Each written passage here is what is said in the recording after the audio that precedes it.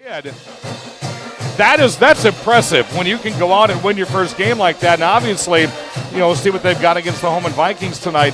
And again, even our producer Jesse was pointing out these different guys and their size.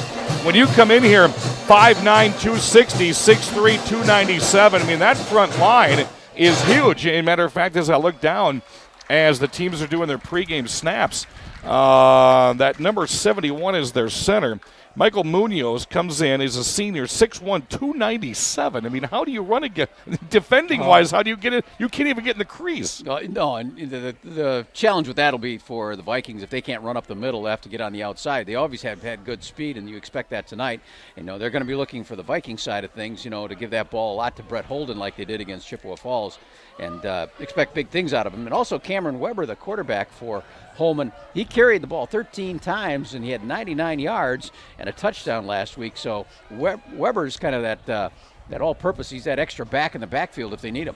And he was a very stealthy 7.6 yards per carry. Of course, Brett Holden led the team, 27 rushes, 135 yards, and 2 TDs, an average of 5 yards per carry. When we come back, we're going to kind of break things down between Holmen and Chippewa Falls. Last test these two teams get before their regular conference openers next weekend. Art Fahey, Dan Dyker, we are at Holmen for the Holmen Menominee Mustangs game tonight. We'll be right back with KQEG-TV and KQEG-TV.com. You know that Boyers is a small family business. That doesn't mean it's not fully staffed. Here's our sales department. Purchasing department. Delivery and setup. Warehouse crew. Quality control. Advertising. We've got the best in sales, service, and selection. Come on down and check out Boyer's Furniture. Art, they put up 24 points, or Holmen did last week. A couple of big turnovers really kind of hurt the team. But if you look at their stats on here, across the board, of course, Holmen's never been a big passing team. Quarterback Cameron Weber, 4 for 7, 75 yards, and a pick last week. Rushing-wise, it's a 500 monster. Brett Holden, Cameron Weber, Caleb Mattel, Ben Hesch, and Shane Roth all got carries last week. Receiving-wise, Tatum Grass, 3 grabs, 64 yards. Not a bad 21.3 average on the catch.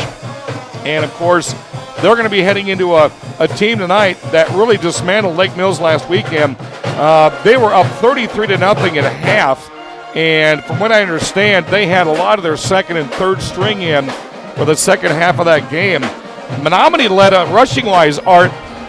Zach DeMars is going to be the one to watch. 19 carries for 104 yards. Logan Severson ripped one off down the sideline for 62 yards. Thomas Pawlowski, 6 for 45. And Devontae Parker, Jenna Ogia are also going to get carries. Passing-wise, it was Jake Ebert, 7 for 13 for 117 yards. So on paper, these two teams look pretty evenly matched. And Menominee comes into this game, and they could probably just try about everything they wanted last week, leading 33-0 at halftime. And it looks like they did. I mean, they had a nice complement of running, and they've been known to run. But Ebert, with the ability to pass a little bit here, too, looks like that'll help. And so this Holmen Viking defense is going to be tested tonight, as will their offense in trying to get on the outside. I think and that's what's going to be a key to help Holmen here and get some big plays. As we were looking at talking about some of the beefy players that Menominee has, again, a lot of these players are playing both ways. So, number one, how do you get pressure up the middle to try to stop Menominee's running game? Obviously, they're going to be using those big guys. But when Holmen has the football, Art, they have to get, here's their linemen. Bryce Schneider, 6'2", 231. Michael Munoz, 6'1", 297. Andrew Fenton, 6'3", 242. And then you look down the line, Jalen Wright is a tight end and a defensive end, 6'7", 224. I wouldn't be surprised if Holmen tries maybe spread the field a little bit more tonight and try to run around the corners. I wouldn't be a bit surprised to see that at all either. Just that size they got to deal with. And, if they've got the speed and they got the kids that could probably get on the outside, and it'll be linebackers and the deep backs for Menominee that are going to have to come up and try to stop that outside game. We'll see if that matures here tonight, because I'm sure that these teams know each other and the strengths of each other's squads. Again, last non-conference game for both teams. Holmen lost last weekend, and Menominee, they won their game. Holmen's going to open things up on the road at Central next Thursday night. It's an August 30th game, and Menominee opens up next Friday night against Chippewa Falls. Travis Kowalski has the reins for the Holmen Vikings this year. His assistants include Jason Liloff, Jordan Hansen, Mike Gillespie, Craig Newsom, Chad Whedon, Nick Wise, Stan Grant, and a whole slew of other coaches. If you look at the Menominee team, again, you were talking about how stellar their coaches are. They're being led by Joe Labuda. Varsity assistants are Jay Stanley and Paul Bundy. JV coaches Andrew Priest, Jacob Schutte, Bobby Diaz, and Ray Paul. Of course, Holmen always packs the stadium whenever they're home. Doesn't matter who it's against. But one thing that was very impressive here, you were talking about the cheerleaders and the dance team. There's almost the same amount of them as there are players. I started looking. I counted that up. They got 34 members of the dance and cheerleading team. And then you look, the student participation here is great. The band is here, and they're very active. And they got a great student section over here, too. So Holmen's student support for this club is very, very strong tonight. And who says high school kids, all they want to do is sit at home on their computers, tablets, and telephones, They're having fun tonight. They're out tonight. It's a great night, too. I mean, I'd have to double check here, but we're probably around 70 degrees right now. Kickoff, and it's going to be a great night for football. Wind has been kind of stiff, and it's been blowing from our right to left. I mean, you see the flags about midfield. They've been pretty stiff here the entire night, so we'll see if that has an effect on anybody going from our left to right when it talks to the passing game and the punting game. But some clouds, a very comfortable night to be here. If you're watching online, we greatly appreciate you watching us, and no reason to come on out and support the Holmen Vikings. That'll do it for Art and myself. When we come back, it'll be kickoff between Holmen and Menominee here on KQEG TV. Spine Health and Injury in Holmen has opened a new state-of-the-art chiropractic facility in Holmen. They offer a specialized exam and specific plan to deal with your pain. Whiplash, concussions, TMJ, carpal tunnel, even headaches and migraines. We work to relieve the pain caused by these symptoms so that you can get back to doing the things that you love. Set up an appointment today. Your first visit is only $39 and it's donated to the charity of your choice. Call or stop by Holmen's Premier Chiropractic Office, Premier Spine Health and Injury at 814 Main Street in Holmen. No matter where you are, it's easy to find Schneider Heating and Air Conditioning. Schneider Heating, La Crosse. Schneider Heating and Air Conditioning. Here you are. Right now, get over $1,700 in rebates and utility credits with your new Carrier Infinity Heating and Cooling System. Call or visit us online to ask more about our Gold Star maintenance program. Schneider Heating, West Salem. Schneider Heating around West Salem. Here you go. Turn to the experts, Carrier and Schneider Heating and Air Conditioning.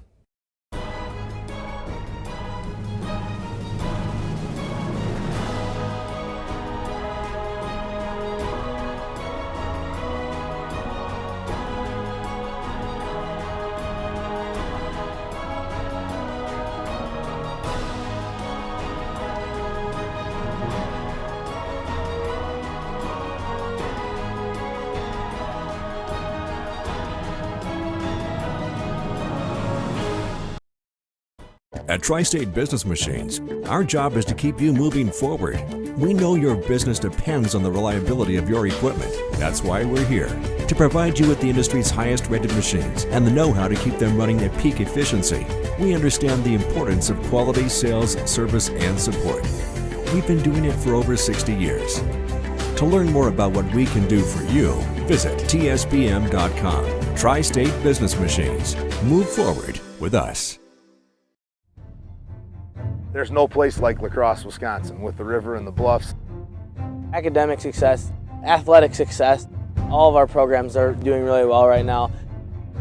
Coming out here and playing my first conference game, I had a bunch of goosebumps, I had chills, I was excited, I was nervous. I felt every emotion that, you can feel. College, when you think of what that experience is and the growth as a person and as a student and as an athlete, there's no place like UW La Crosse. Mix 96, today's best music mix. Good morning. Van McNeil, More Music Morning Show is on the air. Hey now, baby. Hello, Ryan Seacrest here, Mix 96. Are you ready for it? Hey, it's Reed Magnum, Mix 96. Taylor Swift, here we go. This is Pop Crush Nights. I am Lisa Page. The moment that I've been talking about all week, I'm sure you're so over me mentioning the Chainsmokers, but hi, Alex and Drew are on the line right now. 96.1. Hi, Rays fans. I'm Dan Dyker, Billy Doc Niles, Paul Reichert. We bring you the Badger State Clean Water and Air Race Report every Saturday at noon at 1460 WBUG. What a great time of the year it is, Billy. It is a great time to go racing, and we will bring you interviews from the top drivers across the Midwest. And also, results. Yes, Paul Reichert here, and I've got the Burning River Race Report bringing you results from all over the country. Are we going to buy him some new shoes this year? Oh, he needs them to get to Big Four. Going to have to do that. Saturdays at noon, 1460 WBOG. It's time for the KQEG-TV High School Game of the Week. Now, the Menominee Mustangs and the Holmen Vikings. The KQEG-TV High School Game of the Week is made possible by our sponsors, like Schneider Heating and Air Conditioning. Your comfort is their business on Southwest 2nd Avenue in Onalaska. Schumacher Kish Cremation and Funeral Services in La Crosse, La Crescent, and Onalaska. Boyer's Furniture, quality furniture at affordable prices on South Avenue, La Crosse. The University of Wisconsin La Crosse. Surround yourself with distinction. Surround yourself with UWL. Tri-State Business Machines, your #1 choice for office equipment in Onalaska. And Premier Spine Health and Injury and Dr. Andrew Jones on Main Street in Holmen. Now let's go down to the field in KQEG's Dan Dyker and Art Fay. It's time for the KQEG.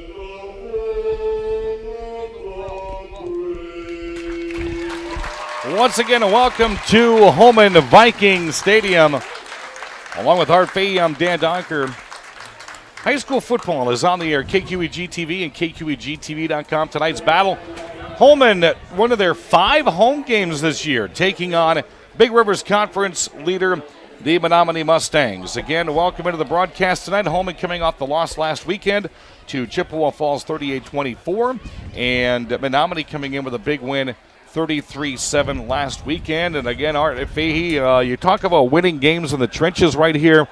I think Chippewa is so big, this game is going to be won on the outside. Well, that would make sense, as we've talked about in the pregame. That would make sense with these big players that we could expect to see on the field for Menominee. And, they're just very athletic, and they reload every year, and they're going to have some speed there, too. So I think the Vikings got to find a little kink in their armor and what they can do for an offense against Menominee tonight. You know, one of the things, though, is as long as you keep pounding the ball, we were talking about the size of some of the Menominee players, 297, 280, 277.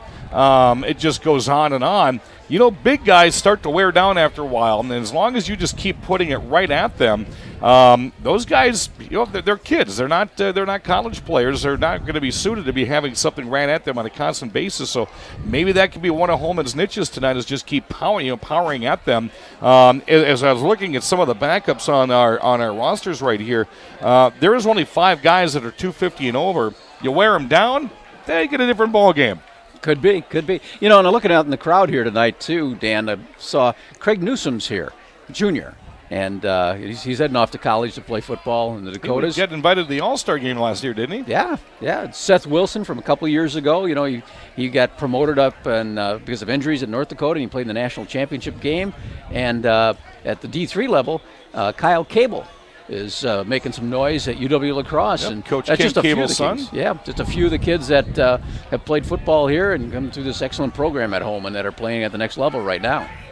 Well, the Holmen Vikings are going to be kicking off from our right to left. The Menominee football team won the snap, and the kickoff duties tonight for the Holmen Vikings will be Jonah Johnson. And he's going to have the wind going with him right off the bat, too. And we are underway, high school football here in KQEG-TV, KQEG-TV.com. That was just going to dribble out of bounds at about the 15-yard line. And that's where Menominee will start things off at. We will try to block some of the wind here tonight. It's a nice breeze with no humidity, Art, but the wind gusts have been quite considerable throughout the night. During the course of tonight's game, too, kind of keep an eye on Jonah Johnson, their kicker. He was 3 for 3 for extra points last week, and he also had a 28-yard field goal. So he's got a little bit of a leg there that could be the advantage of the Vikings, too, if they get close. Quarterback tonight is Jake Ebert, a 5'11", 166-pound senior.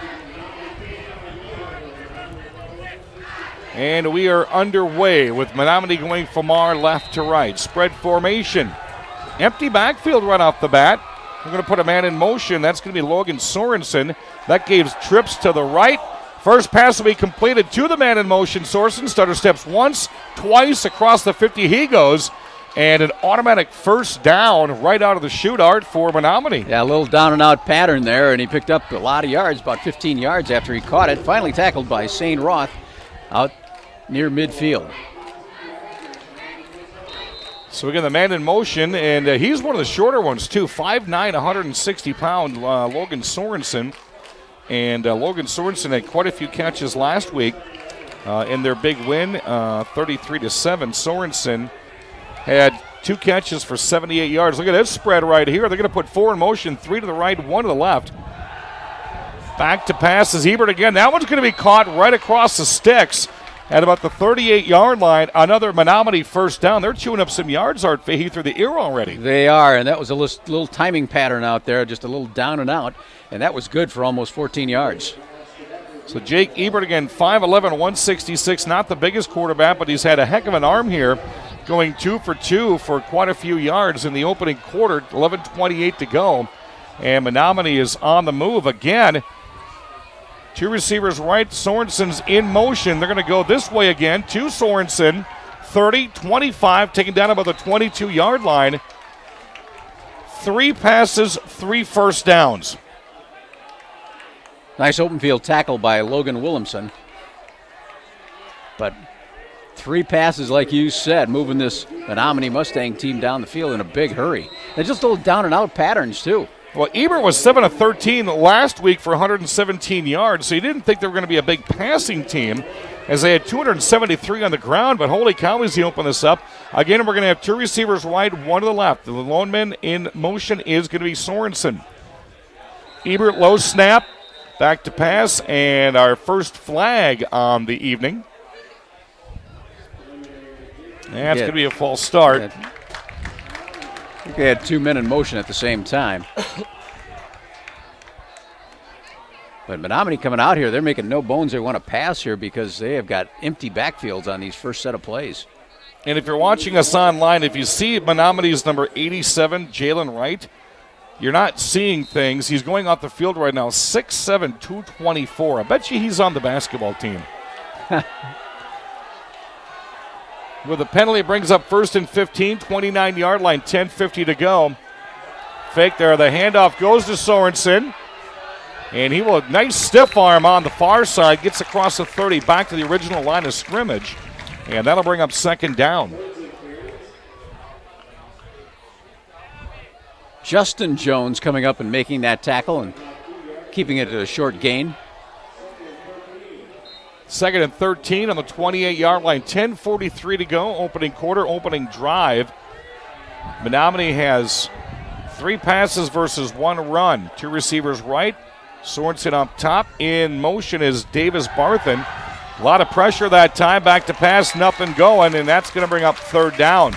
So Holmen decides, hey, you're not going to pass all over us because this is our field. We're going to send the pressure right up the middle. Well, that was a little screen pass. That was a design pass, but, you're supposed to hit, and then release your block. I don't think anybody released and hit Shane Roth because he came right in there. Nobody touched him, and he was all over Ebert.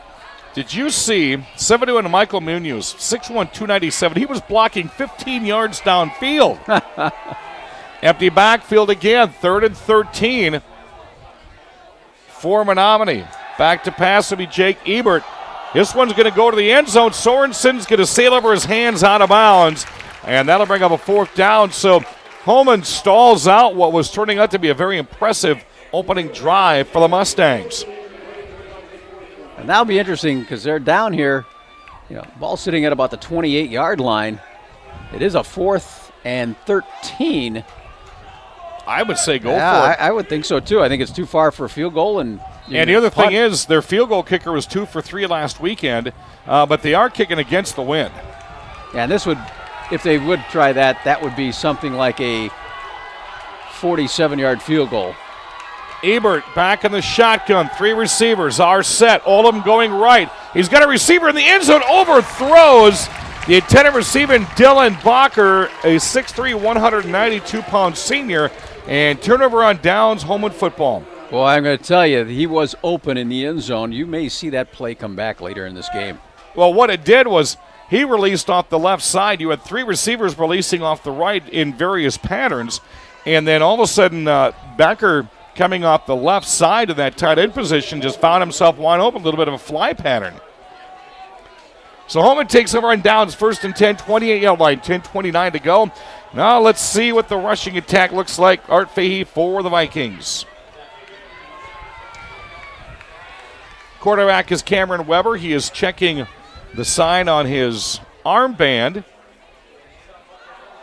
And the first play of the home season for the Holmen Vikings will be a run, and that will be Brett Holden, 5'11", junior, coming in at about 190 pounds. Holden last week, 27 carries, 135 yards. Yeah, you expect that to be the workhorse again. But they're going up against a big line. The middle of that line, that's that 300-pounder we were talking about. 2nd and 7 on the 31. 10 minutes to go, first quarter. Handoff to Holden on the right side. Quarterback keeper that time. And Weber will get demolished by a slurry of Mustangs. Weber comes over to the sideline, gets his call from the offensive coordinator. 3rd and 7, Art. Did the Vikings come out passing early in this one? I wouldn't be a bit surprised because they are not afraid to pass. They don't do a lot of it, but they're not afraid. No, they're going to hand this one off. Not a lot of receivers were out there running in a trap. It was Caleb Maddle out of the backfield, 6'1", 165-pound junior. That play was blown up as soon as it was snapped. And now it's a loss of 2. The Vikings will have to kick with the wind in their favor, 4th and 9. Well, this was, we talked about it in the pregame, this was an Achilles heel for Holmen last year.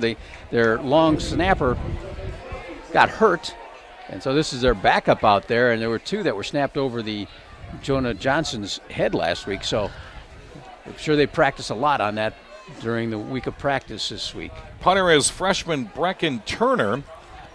Turner's low-line kick is going to roll out of bounds at about the Menominee 39-yard line. And Menominee will take over on downs. 0-0 when we come back. 8:45 to go first quarter. This is Holmen Viking football on KQEG-TV, KQEG-TV.com. You know that Boyers is a small family business. That doesn't mean it's not fully staffed. Here's our sales department. Purchasing department. Delivery and setup. Warehouse crew. Quality control. Advertising. We've got the best in sales, service, and selection. Come on down and check out Boyer's Furniture. Viking football, Dan Diker, Art Fahey, first play of the second drive for the Mustangs of Menominee. A wide open Cade Schultz took that one from the 39 down to the 22-yard line, and a 1st and 10 deep in Holmen Viking territory. Yeah, somebody missed an assignment there because, boy, Schultz was so wide open out here. He just all by himself brought that one in, and he got to run another 12, 15 yards after he caught it. That is Schultz's first catch of the year. He didn't even have a catch last weekend in their 33-7 win. Schultz, a 5'10", 186-pound senior. Boy, that big play puts him in great field position just like that. 5 passes, 1 run for the Mustangs out of Menominee. This is their second drive.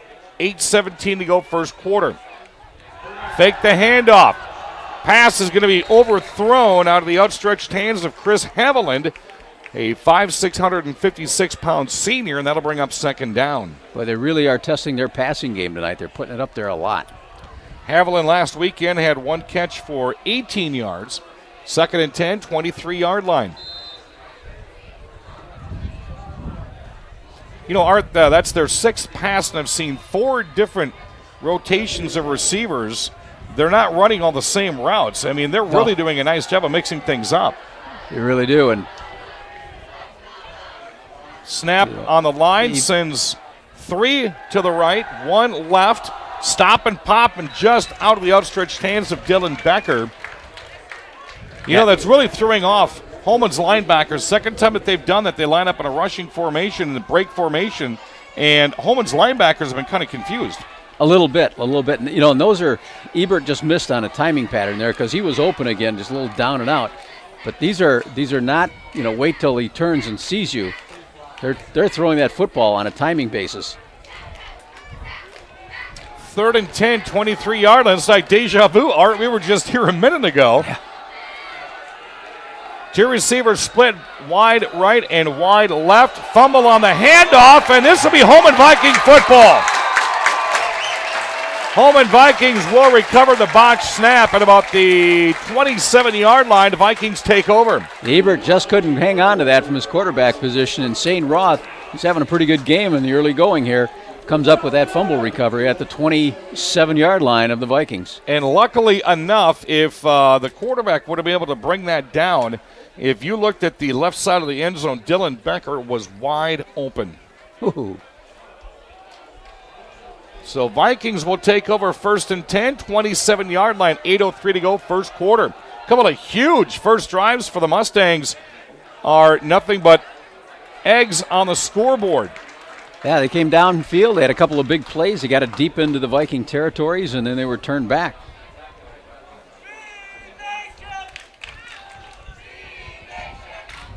Didn't see who that was on the run that time. It was good for 4 yards. 2nd and 6, 31-yard line. Yeah, I'm pretty sure it was Holden again.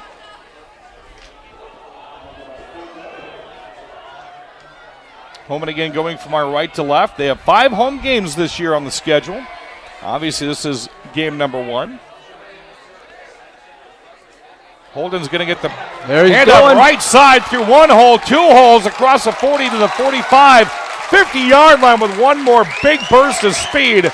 Viking first down. Boy, he broke 3 tackles and went 5 extra yards, and at the end of all that, number 13, Logan Sorensen from Menominee is going out, and he's holding his left arm. He's hurt.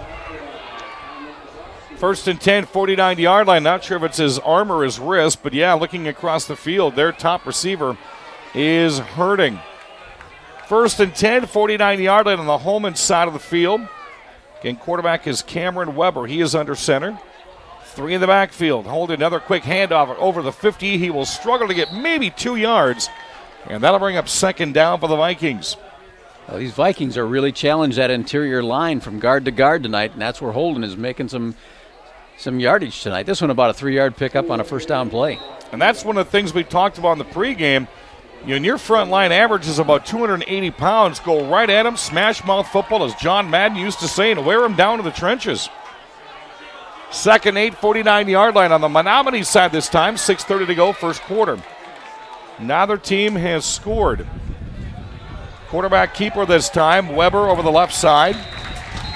Gets across the 45 down to the 43-yard line. Art, you were saying in the pregame that Weber's going to be one to watch in these quick quarterback keeps. Yeah, just there he picks up about another 5 yards and makes it 3rd down and short. You know, and he's got enough size there, enough speed, and they like to give him the football. He's weighing in at 175 pounds, so a high school back like Cameron Weber can do a lot of damage. Last weekend, 13 for 99 on the ground with a 7.6-yard average per carry and a touchdown. 3rd and 2, 5:50 to go, 43-yard line. Here's the pitch to Caleb Maddle. Oh, yeah. Maddle bulldozes his way over 2 Mustangs, and that'll be enough for a Viking first down. He got hit before the line of scrimmage. He did 2 quick spins, and he fell forward to the 40 to get the first. Caleb Maddle, 6'1", 165 pounds, and Art, he used all 6'1" of that frame that time. New set of downs, 1st and 10, 40-yard line, 5.5 to go, first quarter. I know his grandma, Sandy, she was a longtime employee at WKBT. Thought that last name sounded kind of familiar. That's why. Dad's I believe he's a state trooper. He's a police officer, but I believe he's a state trooper. Timeout on the field with 5:19 to go in the first quarter. It's 0-0. Holmen is finally driving. We'll take a quick break and bring it right back next on KQEG TV and KQEGTV.com. Mix 96, today's best music mix. Good morning. Van McNeil, More Music Morning Show is on the air. Hello, Ryan Seacrest here, Mix 96. Are you ready for it? Hey, it's Reed Magnum with Mix 96. Taylor Swift, here we go. Are you ready for it? This is Pop Crush Nights. I am Lisa Page. The moment that I've been talking about all week, I'm sure you're so over me mentioning the Chainsmokers, but hi, Alex and Drew are on the line right now. Mix 96.1. Mix 96. And welcome back, Holmen Vikings, Menominee Mustangs. First home game of the year for the Holmen Vikings in front of a packed crowd. Menominee travels well across the way. Quite a few fans and students are following their Mustangs, who are hoping to go 2-0 the year, and Holmen trying to go 1-1. This is a first down on Menominee's 40-yard line. Deepest Holmen has had it on 2 possessions, 5:19 to go in the first quarter. Another handoff to Mantle over the right side, breaks 1 tackle, 2 tackles, down to the 28-yard line, and another Holmen first down on the ground. Nice block in the line, and Mantle followed that as he kicked.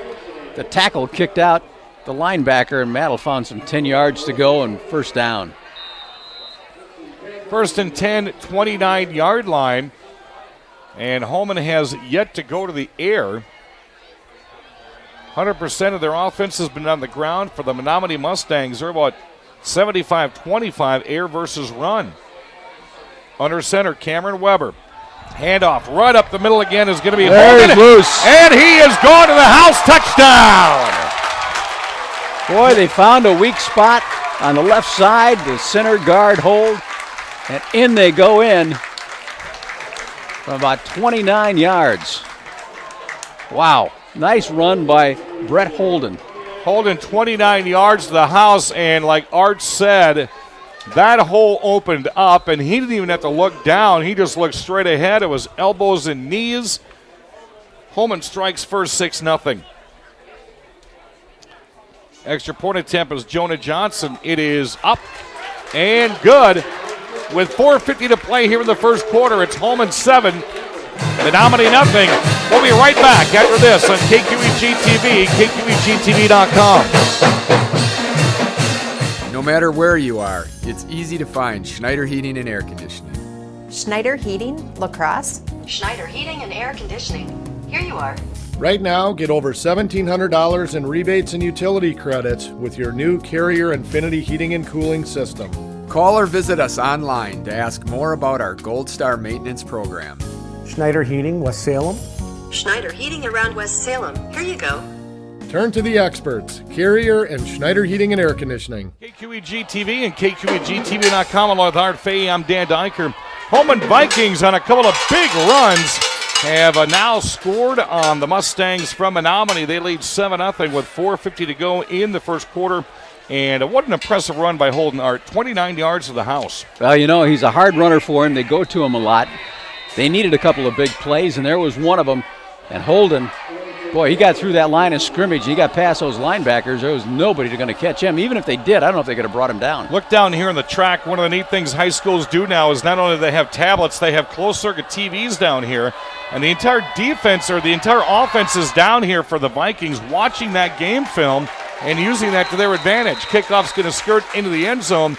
Mustangs will take over first and 10 on the 20-yard line. This is kind of a neat thing that, this has just kind of evolved over the past 4 or 5 years, is when you see TVs down, all the coaches huddle around with the entire offense for the guys that are playing both ways and can show them plays like that big hold and run right there. You know, and Holmen has been on the front end of this because they have been doing this for a number of years. They're one of the first teams that I've seen do that. You know, that kickoff that Johnson just had, the Menominee deep men were all up around the 15-yard line. I don't think they expected that thing to get that far downfield and get by them. First and 10 on the 20.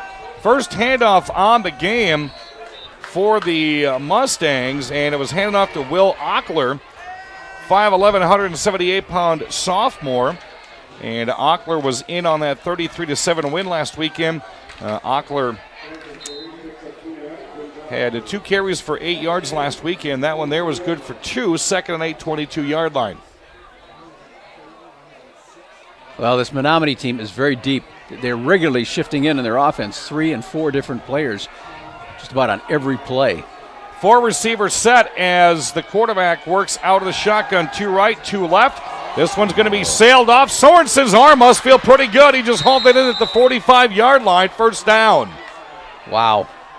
And again, quite a bit of distance between him and the nearest defender.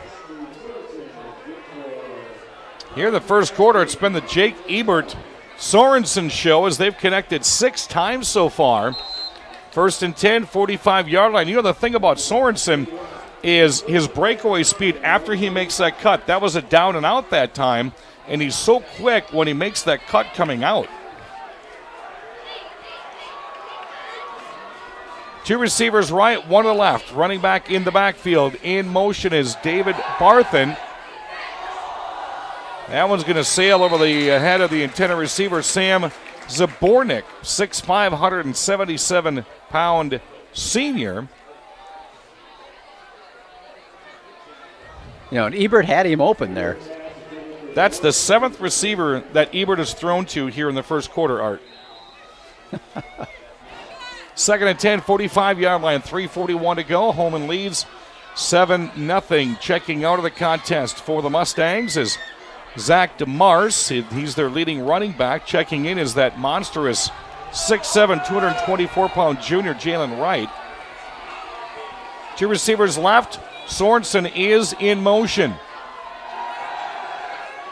Quarterback's going to sail this one out. He's got Sorensen, just overshoots him by about 5 yards at the 28-yard line. That'll bring up third down. So they like using Sorensen's speed. He came all the way from this side of the field, cut up, and then he made a second move to try to get open there. That time the Holmen Viking defense was pretty solid. Well, that time the cornerback stayed with Sorensen and the safety was playing over the top. And for a visual effect, it was like a sandwich almost. They made Sorensen the meat part of that sandwich, and the safety did a nice job of staying over the top. Third and 10, 45-yard line, 3:36. I always put stuff into food form, Jesse. I don't know why that is. Ebert's back to pass, gets hit as he throws, first down and more for Zabornik. Across field, 20, 15, 10, 5, touchdown! 55-yard strike from Ebert to Zabornik, and the Mustangs on the board. Boy, he slipped a tackle out here at about the 30-yard line, and I thought he was going to be going down there, but once he slipped that tackle, he had himself wide open field down the sideline.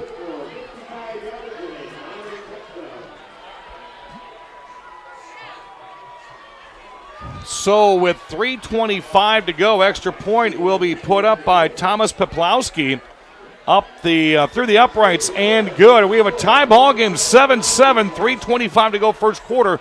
We'll be right back on KQEG TV, KQEGTV.com.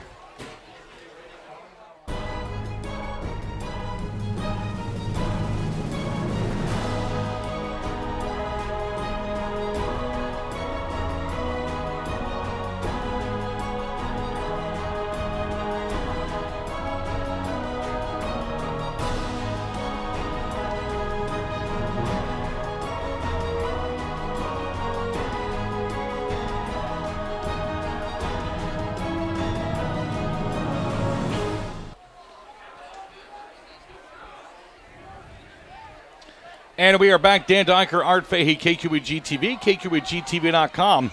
The Mustangs of Menominee score 7-7, 3:25 here in the first quarter. And Art, I tell you what, I did not expect an aerial attack like this out of Menominee. I didn't either. I was expecting these guys to come out here and run it, but that's not the case at all. They're really going to the sky tonight. I don't know if they can keep up a pace like this. I don't know both teams because there's a lot of offense in this first quarter. And again, last weekend it was all a ground game for Menominee. Here's a kickoff from our left to right. That one's going to sail, bounce one, and be recovered by Kevin Cable. And he's going to be demolished at the 20-yard line, driven back a couple of yards. And that is where the Holmen Vikings will take over. That was Caleb Mattel, as a matter of fact, 6'1" junior on that kickoff return. And Holmen will start things off first and 10, 20-yard line, tied 7-7. Kevin's older brother, Kyle, I was watching the part of the University of Wisconsin lacrosse against Dubuque yesterday, and Kyle Cable's going to get a lot of playing time this year in the defensive backfield for lacrosse. Weber under center. Quick handoff to Holden over the right side. He almost broke that one. Across the 30 to the 31-yard line, and Vikings workhorse has yet another Viking first down. Wilbur Ockler and Devin Breckler making that tackle. Boy, that interior line for the Vikings right now doing a great job opening up some holes for Holden. The other thing is, Art, is Holden's not that big of a kid. He's only 5'11", 190, but he's running uphill like he's about 240. Yeah, he's a hard-running kid. No question about that. Hand off to Nathan Navala this time, 5'9", 170-pound sophomore on the right side. And that may be good for about 2 yards. That'll bring up second down, 2:47 to play first quarter.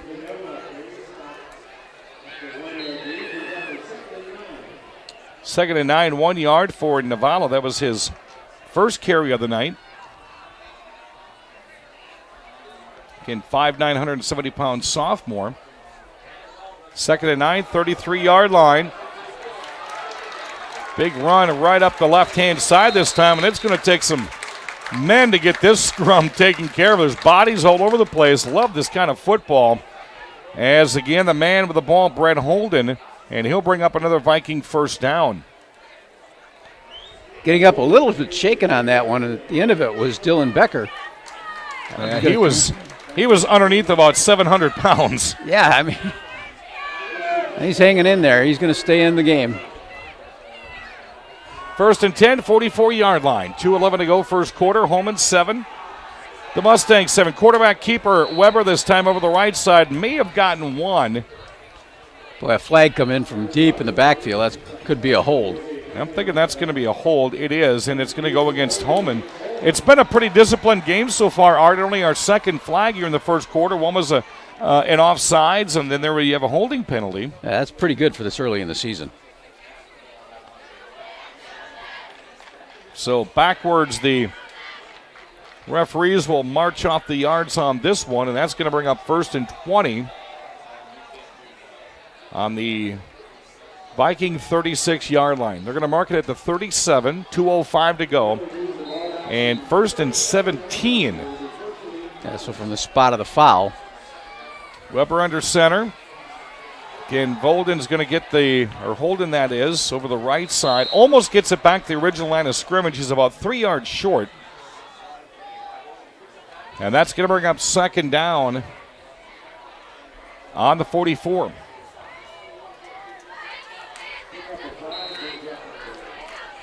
Beautiful night for high school football here in western Wisconsin.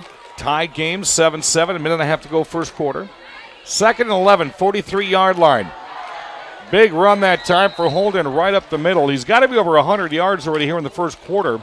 Feels like it, doesn't it? It does. Look back at last weekend again. Holden, 27 carries for 135 yards.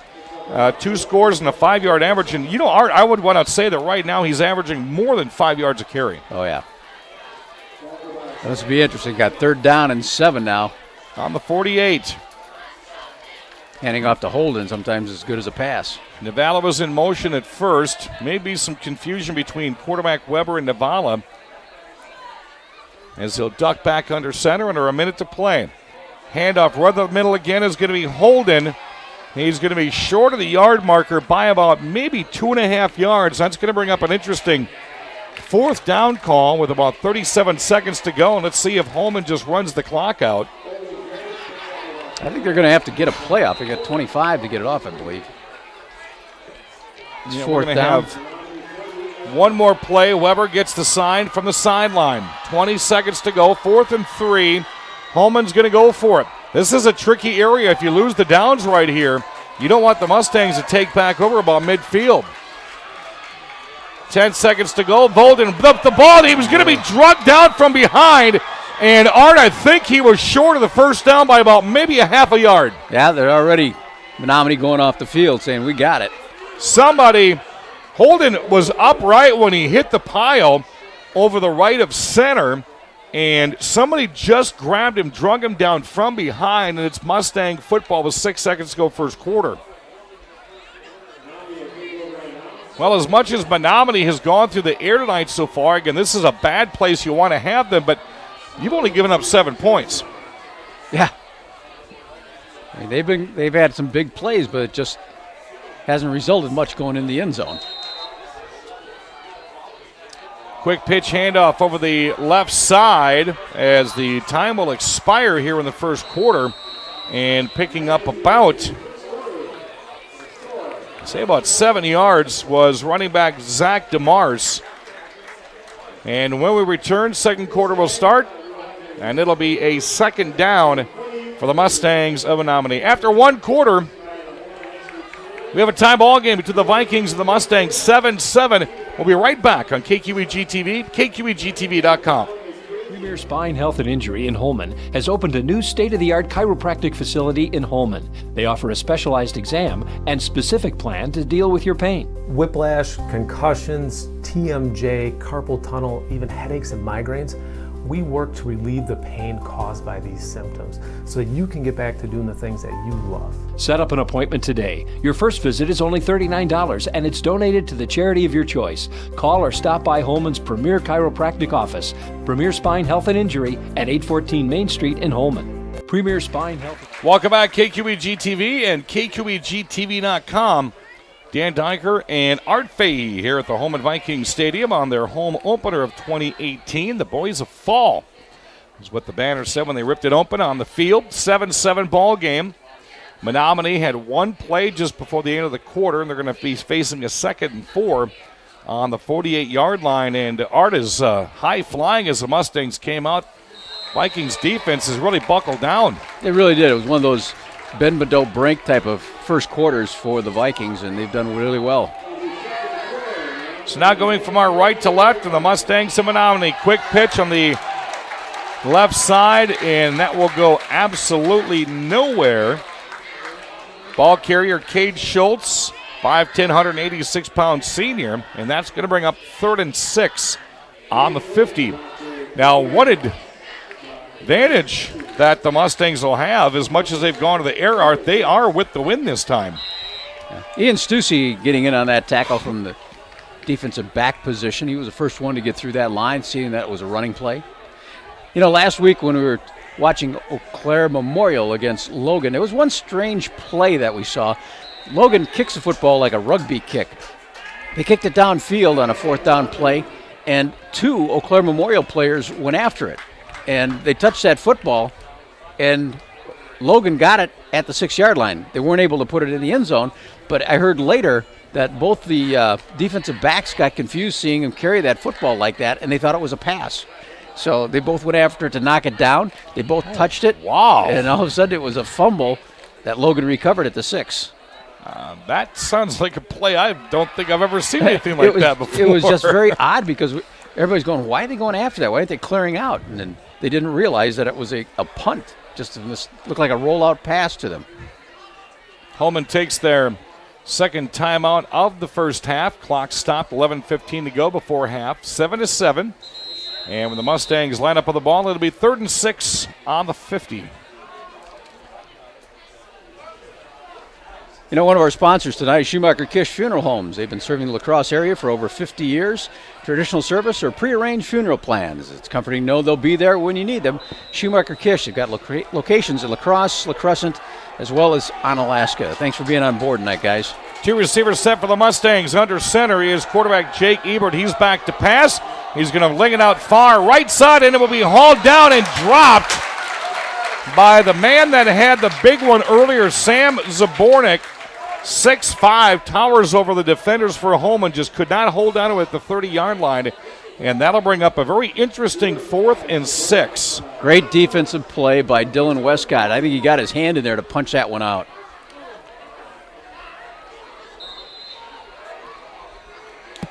So punting formation for the Mustangs, and this one's going to drop at about the 15-yard line. Holman's going to let it roll backwards. It'll be downed at about the 14, so a pretty good kick for Tyler Werner, the backup quarterback as well, 6'1", 150-pound junior, and the Vikings will take over 1st and 10 on their 15-yard line. You know, a lot of these teams here, like in the Big Rivers and especially in the MVC, they're playing on artificial fields now. This is one of the still grass turfs within the conference because a lot of these schools either playing at a university campus, or in the case like Logan, they got their own field that's artificial now. I remember the first ones I called a couple of years ago. I did that Rice Lake high school playoff game, and that was the first time I'd ever seen their turf, and that looks like a junior college facility. Big hit that time for Nathan Navala as he barely got across the 20. They're going to spot it at the 22-yard line, 2nd and 4 at the 22. 10:42 to go here in the first half. Tie ball game, 7 apiece. Weber under center, quick handoff right at the middle again. It's going to be Holden, and Holden will struggle to get to the 25-yard line.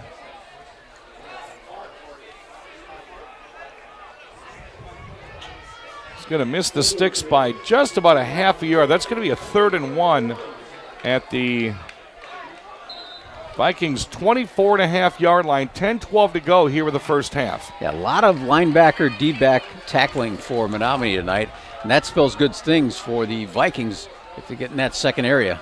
Weber under center, quick handoff to Holden. That one's going to be good enough for a first down. That should move the sticks as Holden just put his head down, turned his legs a couple of times, got across the 25, and it will bring up a first down for the Vikings. Sam Thompson from the linebacker position, number 55, been in both the last 2 carries, making tackles for the Mustangs.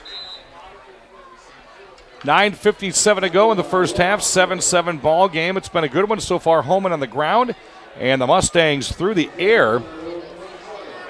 Quarterback keeper by a Weber. He'll get across the 30 up to the 33-yard line.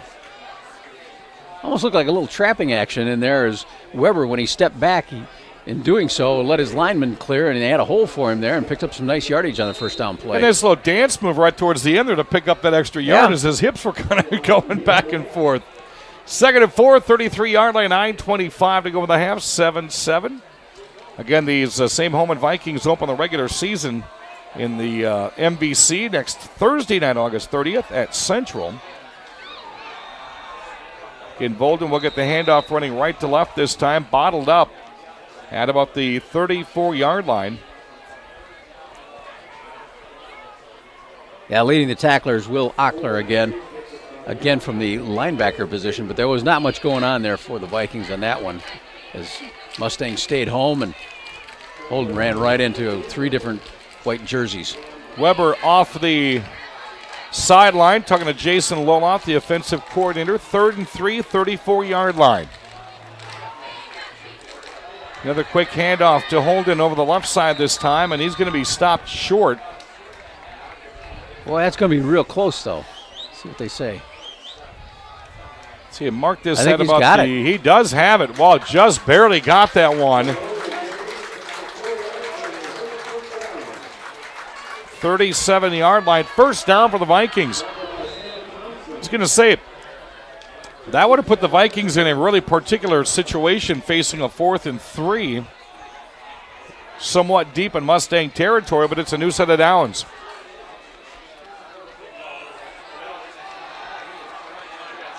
Getting bottled up in the backfield that time was Caleb Mattel. He was the man in motion, and he is going to lose about 3 yards. That'll bring up 2nd and 13. And they're going to spot the ball at the 35-yard line. Loss of 2. Model that time just couldn't get out of the way of his fullback.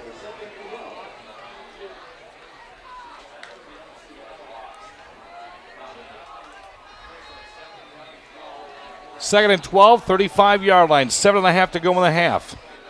Quarterback keeper, Weber over the left side. Across the 40, wrestled down at about the 45-yard line. Artie's going to be stopped short by about 3 yards. I'm impressed by Weber and his ability to run the open field. He gets out there. He's got some good moves and good speed. And there's a timeout on the field. This one's called by Menominee with a 3rd down and short at the 45 of Holmen.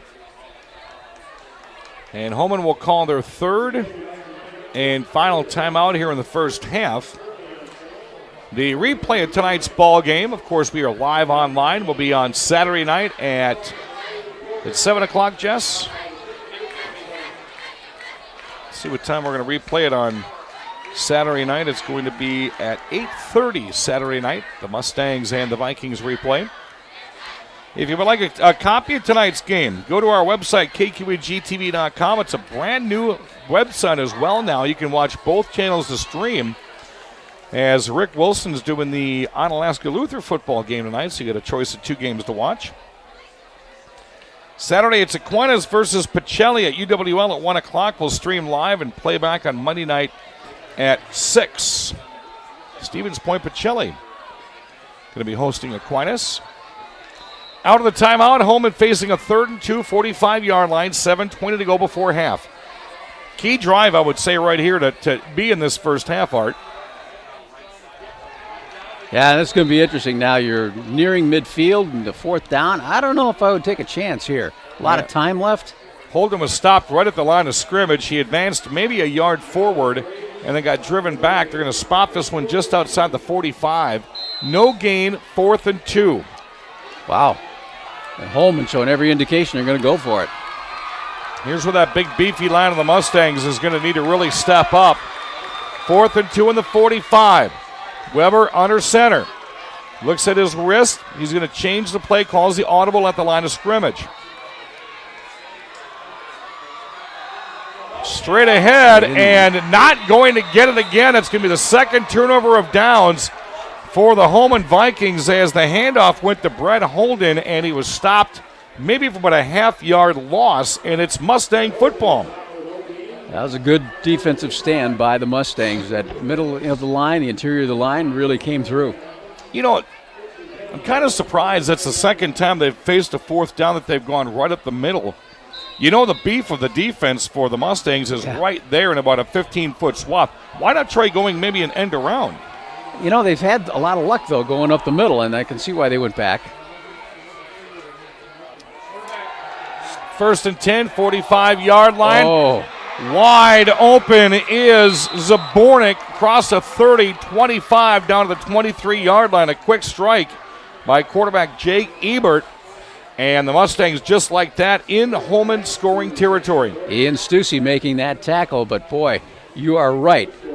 Mustangs, Zabornik, he just went down and out. He turned around. He found himself with 5 yards between him and the nearest defender. That's a big kid, 6'5", 177. 1st and 10, 24-yard line. Mustangs driving again. They saw Holmen score first in this game. They came back and tied it. Better get rid of it. That one's going to be coasted out of bounds. At that time, the Vikings did a great job on defense. As they rolled out, he was looking downfield. That was covered. The safety up short was covered. And that's all Ebert really could do, is throw that out of bounds to the ball boy. Another half second, and Ebert would have been smothered by maroon jerseys. 2nd and 10, 24-yard line. 6:03 to go before half. We are all knotted up at 7. Well, it was the Ebert to Sorensen show early on. Now it's been the Ebert to Zabornik show over the past 3 or 4 passes. 2nd and 10. Ebert under center, one receiver right. Fakes the handoff to the end zone. He goes. Was that caught? Get that? It is. My. Touchdown to the corner of the end zone for the Mustangs. What a haul. Trying to see, that's way on the far side. If that was Zabornik again. Yes, it was. And a 24-yard strike. You know, and I was watching Zabornik on that far side, and that really was just a fly pattern. He took off, he just went towards the corner, and he faded away, and that was a perfectly thrown pass to him by Ebert from 24 yards. Back-to-back scores now for the Menominee Mustangs. Fake on the kick. And end around for Barthen. Does Barthen get in? No, he's going to collapse at about the 2-yard line. So that was an intentional fake extra point. It's no good. And the Mustangs lead 13-7 with 5:58 to go. We're coming right back on KQEG TV, KQEGTV.com. At Tri-State Business Machines, our job is to keep you moving forward. We know your business depends on the reliability of your equipment. That's why we're here. to provide you with the industry's highest rated machines and the know-how to keep them running at peak efficiency. We understand the importance of quality sales, service, and support. We've been doing it for over 60 years. To learn more about what we can do for you, visit tsbm.com. Tri-State Business Machines. Move forward. Welcome back, Dan Dyker, Art Fahey, along with Jesse sitting to the left of us here doing our live broadcast. And I know you want to say hi to our cameraman, Art Fahey. Hey, Luke is out there doing a good job. Looks like any night it's not raining when I'm standing out here, it's a good night. I'm Dan Dyker, 13-7. Mustangs from Menominee go back on top of the Holmen Vikings on a beautiful fade pattern to Zabornik from Ebert right in the corner of the end zone. They're up 13-7. What a pass play that was, Art. That was a perfectly thrown pass, and it was just a little fade pattern to the corner, and Ebert just laid it right in there for him. Nice high spiraling kick is going to send the Holmen retriever backwards across the 25-yard line, and that's going to be about it. That's where Holmen's going to take over, trailing 13-7. There's Caleb Mantle, I think, bringing that one back. So he was 1 foot in the end zone, an oddie game. So Holmen takes over 1st and 10, 22-yard line, 5:52 to go in the half, trailing 13-7. Again, the planned fake extra point by the Mustangs was no good, as Ebert was stopped about 1.5 yards short from the right end zone pylon. See if that plays in one way or a favor or not later on in the ball game. Cameron Weber has his Holmen Vikings back on the line of scrimmage. It's the Brett Holden show again. Over the right side, he'll get it forward for maybe a couple of yards. Then he'll bring up 2nd down and 7. I think Menominee's made some adjustments here because that guard-to-guard hole had been open for Holden, and they haven't had much success with that in the last 3 or 4 tries. Oh, burn me once, burn me twice. Yeah. 3 times we're going to get a stopper in there. I think they got their linebackers jumping in those holes. There they go again. 2nd and 6, 26-yard line. Over the right side, left side this time for Brett Holden. And that will be good for maybe 1 yard. And that's going to bring up 3rd down. If you establish that, so well, and the linebackers on the inside are crashing. It's like a little fake in the handoff, and maybe there could be some crossing pattern over the middle that opens up. Under 5 minutes to play in the first half. 3rd and 4, 28-yard line. Back to pass goes Weber, and he's going to be he was going to be drugged down. Now he's going to be taken into bounds. A huge loss back to the 18-yard line. Weber was going to be sacked, got out of it, stood upright to find someone to throw to, was taken into bounds at the 18, and a huge, huge loss. I think it was Dylan Becker getting in there, the first defensive back. We got a holding against the Mustangs. Oh, huge break for the Holmen Vikings right there, because that Art would have been. That's a big loss. That would have been about 4th and 18 on the 18-yard line. So a huge, huge break for the Vikings. But like they had last week, 3 plays in 2 minutes, saw 3 scores. A situation like this where you get a holding that takes back what would have been a huge sack, you got to capitalize. Yeah, it's about a 3rd down and now 4 instead of about 14. 3rd and 3, 29-yard line, 4:45 to go. Handoff around the right side. Going to have 1 flag, 2 flags comes out as Weber had taken it across the 40 to the 42-yard line, and I would presume this is a Viking holding penalty. Not sure, because... Well, one of them was on the line of scrimmage. The other one came out of the backfield. Yeah, Cameron Weber's not getting up. He was the ball carrier, and he got tackled really high. But I thought from where, it's hard to tell, but I thought he was holding maybe one of his back of his legs. He's not getting up. Well, the men in stripes are going to say this is a holding against the Vikings. 2 holding penalties against the Vikings. That's why we saw one on the line of scrimmage with 1 out of the backfield. And what was going to turn out into a pretty play with a 3rd and 3 and a possible 1st down is now going to be marched backwards again. And more importantly, trainers were on the field for Cameron Weber, who is still down here on the near side.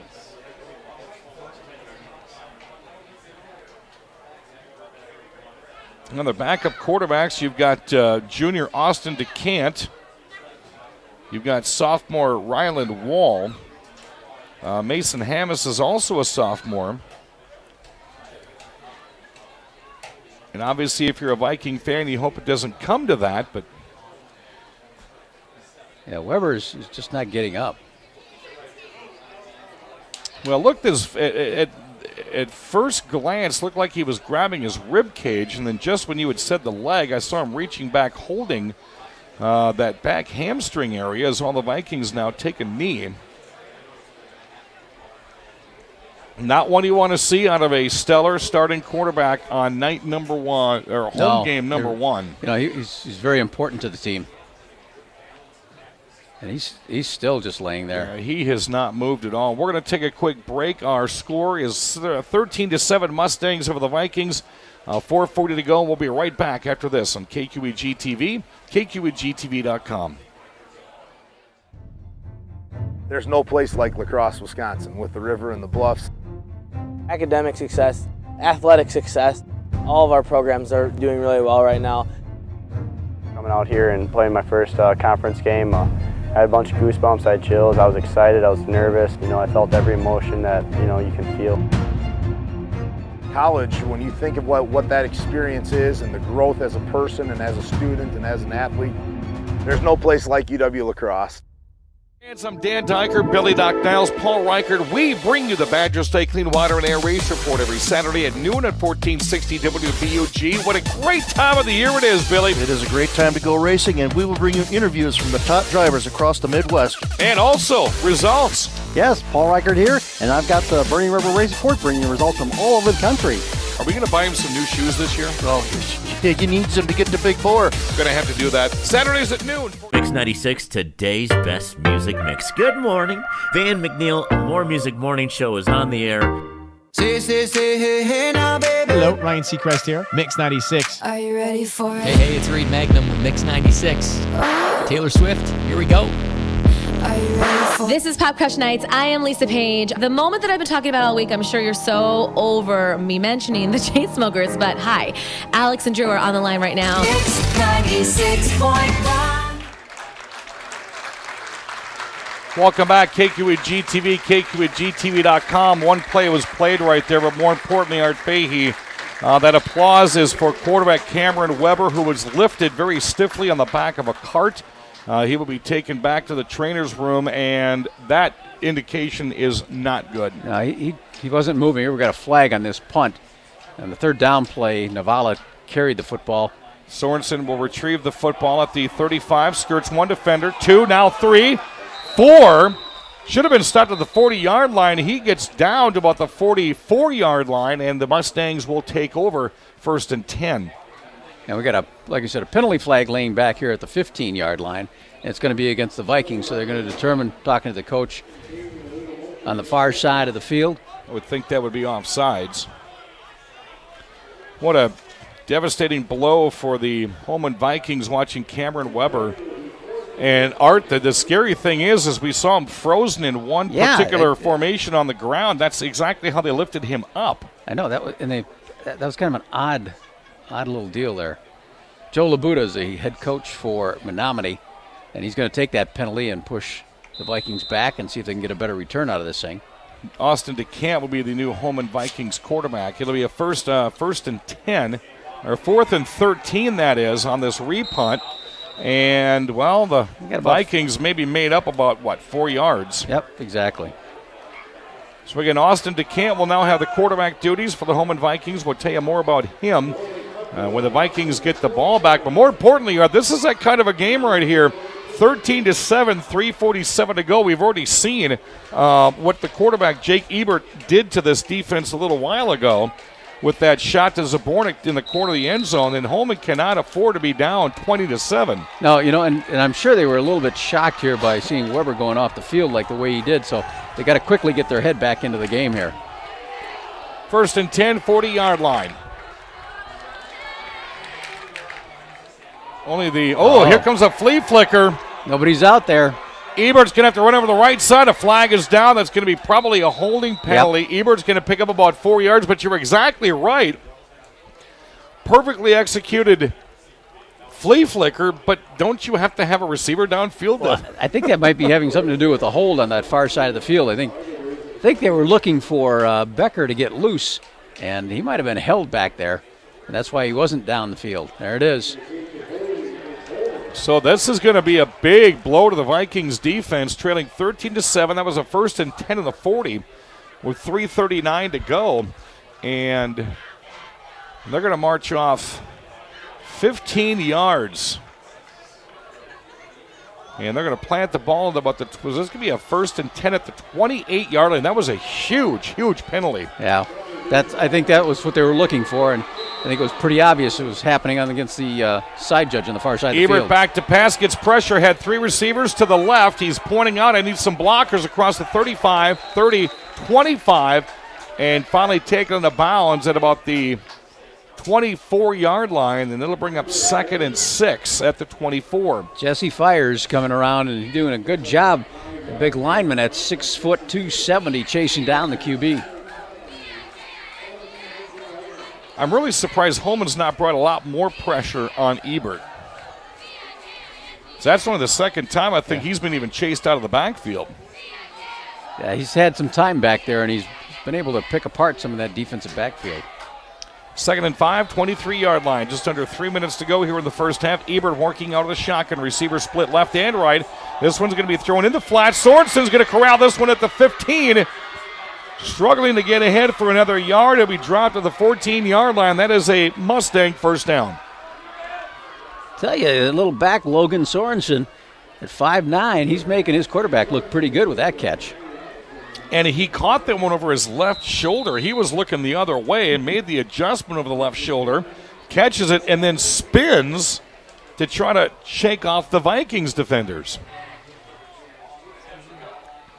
2:31 to go in the half. That'll bring up 1st and 10, 14-yard line. 13-7 Mustangs. Their field goal kicker was 2 for 3 last weekend if they need that 3 points.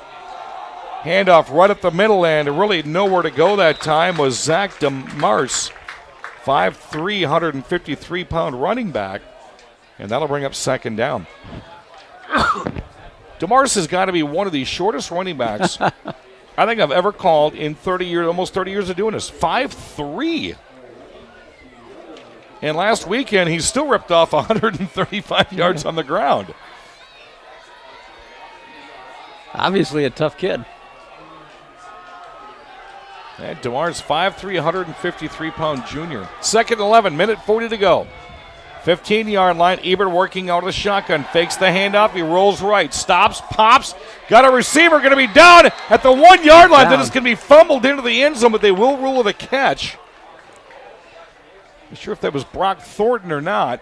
Zabornik who had it and down. Yep, Zabornik. That will be a completed pass. It'll be 1st and goal at the 2-yard line. Clock says 1:31. I would say that was a good call by the official, too. He was right there watching it. Ground caused the fumble, and he was down.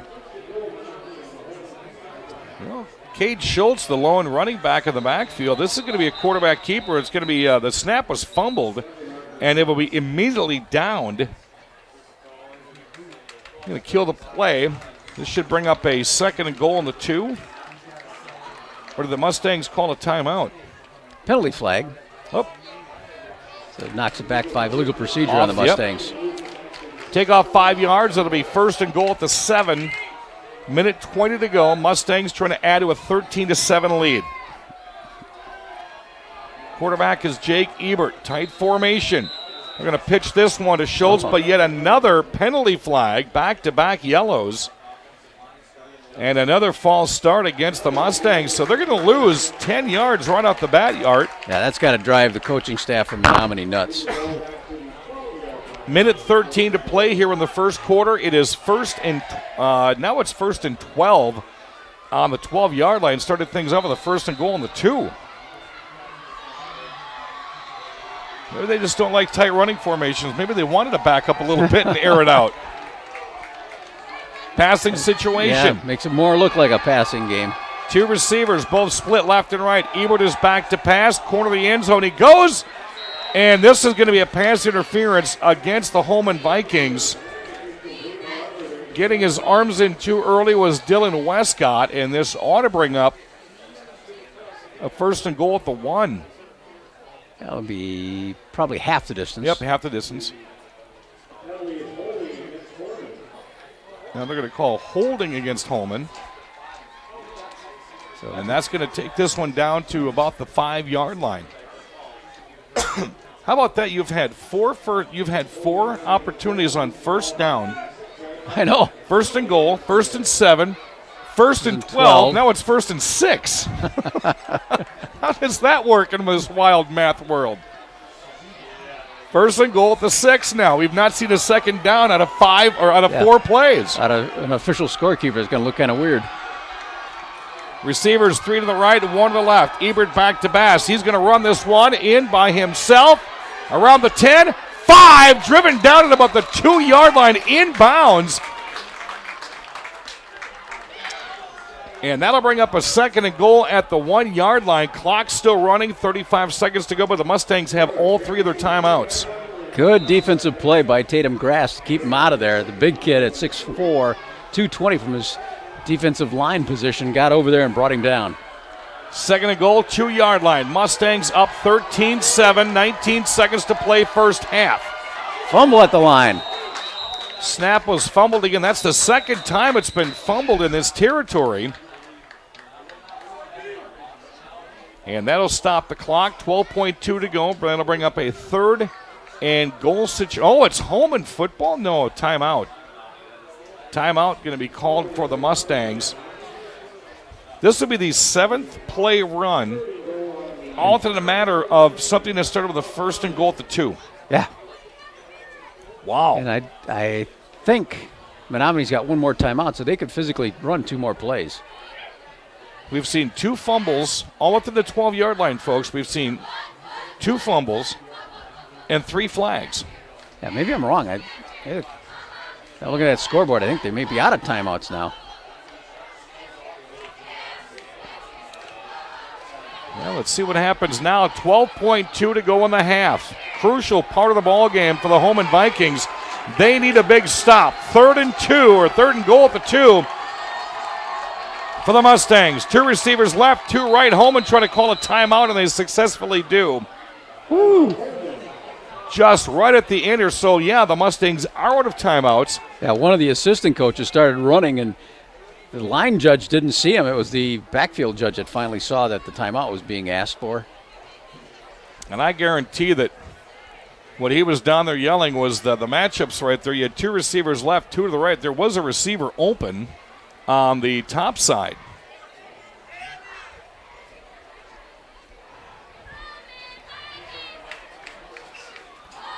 Oh, beautiful night here. You know, it's always talk about this early part of the season. You know, these games start and kickoffs are somewhere on that 75 to 80 degree temp. And that's what we've seen the last 2 weeks. And then we get to the end of the season, you know, and we're talking somewhere around 30, 25. It's a cold one by the time we get to the end of the season. Keep the windows in. Yeah. It's a little cool at the end of the game. And the season. This is the only time of the year I go from a bottle of water to a thing of hot chocolate in a matter of about 2.5 months. Yeah, very much so. All right, 12.2 seconds to go. Mustangs out of timeout. It's 3rd and goal at the 2-yard line.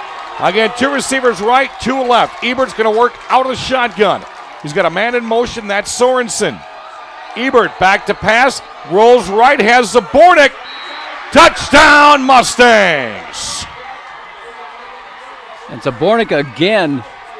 He had the defender with his back to the quarterback, so he didn't see it coming. And Zabornik is just such a good receiver tonight that we're seeing great things out of him. Catches that pass, and he's got his 3rd touchdown pass of the night. He's got touchdown passes of 55, 24, and 2. And the Mustangs are now in command 19-7. Extra point to come. 6.6 seconds left on the scoreboard. Man, I tell you what, Art, looking at the stats from the Mustangs game last weekend, you would have never thought it was going to be an aerial assault like this. They're going to go for it here. Low snap. Ebert picks it up. Corner of the end zone. In and out of the hands of the intended receiver. The receiver that time, Dylan Bacher. And the score will remain 19-7. We're going to keep it right here with 6.6 seconds remaining. Well, the Mustangs putting together some nice drives here, and they just were persistent deep in the Viking territory. As you said, they had several attempts to get that football in from at least the 12-yard line and in. 8 plays, which started off with a first and goal at the 2-yard line. It's been a long time since I've seen 8 plays from a first and goal at the 2 and then a first and goal at the 12. Well, maybe the Holmen Vikings can find a burst right here and run this kickoff back. That certainly would be a shot in the arm. Justin Jones is one of those Vikings back to receive this ball, as is Shane Roth. Well, I tell you what, the crowd would go nuts here at halftime if they would return this kickoff. 19-7, 6.6 seconds remain. Here's the kick from 40. It's very smartly squib kicked right in the open arms of Trevor Phillips. And he covers it up at about the 47-yard line. 5.9 seconds remaining. What do you think, Art? Does Holmen take one shot downfield? You know, I don't know if you would do that. You're bringing in Austin DeChant, and, you know, this is after the injury to Weber, and this is his first offensive play. I'm not sure you'd do that. Again, Austin is 6'1", 170-pound backup quarterback. He's a junior coming in for the injured Cameron Weber. We'll try to find out at halftime exactly what happened to Weber. We saw the hit and the terrible way it was taken off the field on a cart. So DeCant's going to fake the handoff. He was going to go for it all, and he's going to be knocked down by Zabornik. Zabornik, Art Fahey getting it done on both sides of the ball. He's got 3 touchdowns, a huge quarterback sack, and we're at halftime. Yeah, I don't think DeCant saw that one coming. He was looking down to the left, and Zabornik came from the right and just brought him down hard. Those blindside hits, man, they can take a toll as well, but hopefully for DeCant, he can shake that one off going into halftime, get a bottle of Gatorade down him, and come back for the third quarter. We are at a halftime. It's the Menominee Mustangs leading the Holmen Vikings by a score of 19-7. Now we've got some, I think there's some kids going to perform on the field along with this fantastic Holmen Viking marching band. We will be back with our halftime program coming up on KQEG-TV and KQEG-TV.com. From the bluffs to the river, surround yourself with knowledge, competition, the arts, friendships. Surround yourself with distinction. Surround yourself with UW Lacrosse.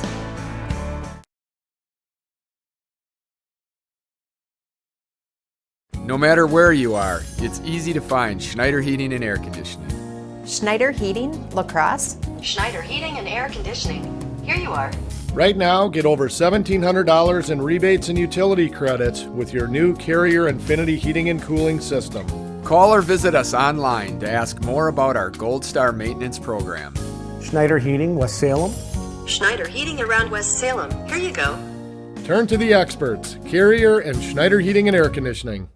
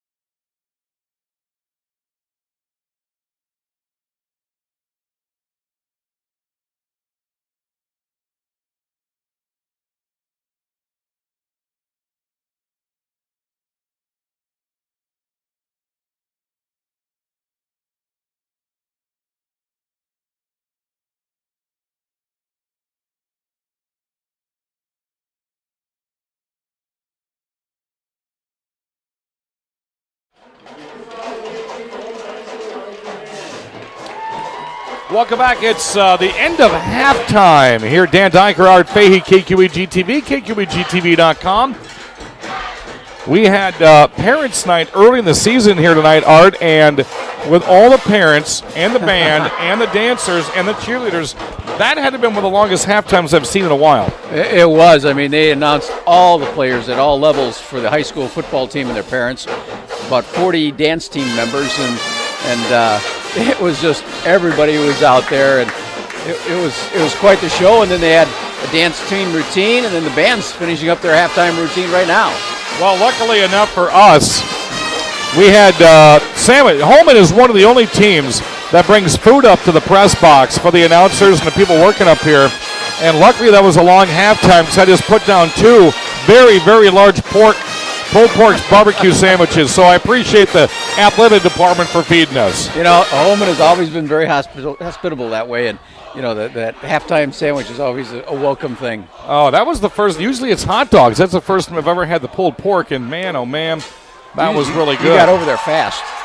I just saw it in the corner of my eye. I'm like, okay, I need halftime to come up because there's my dinner plans right there. Recapping what we've seen so far between the Holmen Vikings and the Menominee Mustangs. The Holmen Vikings got on the board after what we thought was going to be an aerial onslaught by the Menominee Mustangs early on in the first quarter. Holden with that big 29-yard touchdown run. The kick was good, and Holmen had led by a score 7-0. And since then, it has been all Ebert to Zabornik 3 times, one in the first quarter. Ebert connected with Zabornik with 5 minutes to go in the end of the first quarter with a 55-yard strike. Kick was good, 7-7. Then to the second quarter we go, and Art Fahey, 2 more big scores. Ebert to Zabornik for 24 yards. The fake extra point was no good. And then Ebert to Zabornik for 2 yards. That extra point was no good.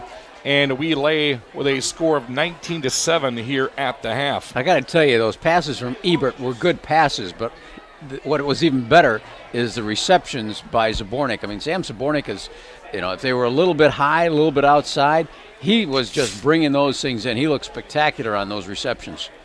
And again, Zabornik comes in with, he's got some size, as I need to flip my torn piece of paper over right here. Zabornik 6'5" and 177. And, you know, early on, it was Ebert to Sorensen. Then you saw Sorensen get shaken up on a play. And then it went to Zabornik. And I haven't seen Sorensen get thrown to, but maybe once or twice since then. Yeah, well, you know, Zabornik, you know, he's one of those kids that, I mean, if this is any indication, he plays like this all season, he's going to be playing on Saturday next year. Well, a tough break. We did not get an update at halftime on quarterback Cameron Weber. Weber went down about just past the halfway mark of the second quarter. Right in front of us here at the 40-yard line. It looked like he was hitting the upper extremities. He was taken off the field via cart. About halfway through halftime, he was loaded onto an ambulance, so he'll be taking off to one of the hospital facilities here in the La Crosse region, and our best wishes go out to him. And again, it happened right there in front of the players in the sideline, Art, so we really couldn't get a chance to see exactly where Weber had been hit. No, I mean, they kept him pretty stable, and it was just hard to tell exactly what happened to him. But now we're going to be watching Austin Decant come in and see how he responds here. He's coming off the bench, and he's a junior, and got about the same size and build as Weber. We'll see if he's got a few of the tools. All right, we're just about done with the halftime. Art Fahey, Dan Dyker, and the rest of the gang. When we come back, we're going to bring in the third quarter here live from the Holmen Vikings field in KQEG-TV and KQEG-TV.com. It's time for the KQEG-TV High School Game of the Week. Now, the Menominee Mustangs and the Holmen Vikings. The KQEG-TV High School Game of the Week is made possible by our sponsor on the KQEG-TV High School Game of the Week. Tonight's game features the Menominee Mustangs and the Holmen Vikings. We'll return with the second half of tonight's game after these messages. It's halftime on the... You know that Boyers is a small family business. That doesn't mean it's not fully staffed. Here's our sales department. Purchasing department. Delivery and setup. Warehouse crew. Quality control. Advertising. We've got the best in sales, service, and selection. Come on down and check out Boyer's Furniture. Welcome back, KQEG TV, KQEGTV.com. I want to welcome in our live viewers tonight. He's Art Fahey. I'm Dan Dyker. The Mustangs of Menominee will be kicking off from our right to left into the hands of the awaiting Holmen Vikings, who trail this ball game by a score of 19-7. Waiting to receive the kick is 6'5", 175-pound junior Justin Jones. They're waiting for a Mustang to get a mouth guard in place back on the field. That's actually their kicker they were waiting for. Crowd across the way is hypely jacked up for this one here. This one's going to sail over Jones' head. He's just going to watch it roll in the end zone. And the Holmen Vikings will start things off 1st and 10 on their own 20. Art Fahey, any changes that you presume to see here in the second half of the Vikings? Well, the passing game for Menominee has been pretty solid here, and obviously you got to zero in on Zabornik. He's been giving the Vikings all kinds of problems, and they may just have a one-on-one on their best defensive back for the Vikings get on him and go wherever he goes tonight, because he has just been open and creating all kinds of problems for the defensive secondary for Holmen. So they have got to make some adjustments to be able to cover Zabornik. Holden well over 100 yards rushing there in the first half, gets the first handoff of the second half, and that'll be good for 2, bringing up a 2nd and 8 again. Austin Deckent is in for the injured Cameron Weber. Weber was injured about second way through the second quarter. Body was completely frozen. They took him off the cart like he laid in the field, and he was taken off into an ambulance during halftime. We have no update on the extent of the injuries to Cameron Weber.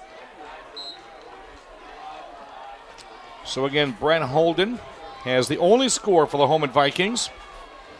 29-yard touchdown run at the 4:50 mark of the first quarter. And since then, it has been all Mustangs, and they've been doing it all through the air. One of the middle linebackers, Sam Thompson, he's just zeroing in on Holden all night now. 3rd and 5, 25-yard line just underway here in the third quarter. Holden, another quick handoff, and he's going to be short of the sticks by about 1.5 yards. Well, Art, you're trailing 19-7. Do you want to attempt the first down here this deep in your own territory? Gosh, I wouldn't think you would, but Vikings getting up there and they're acting like they're going to go for it. Deckent looks over the sideline. He gets the sign, matches up with what's on his arm. 4th and inches at the 28-yard line. They need the first down. A handoff is going to be more than just the first down. That's going to be an extra 5 yards. What a brilliant run that was, holding off the right side.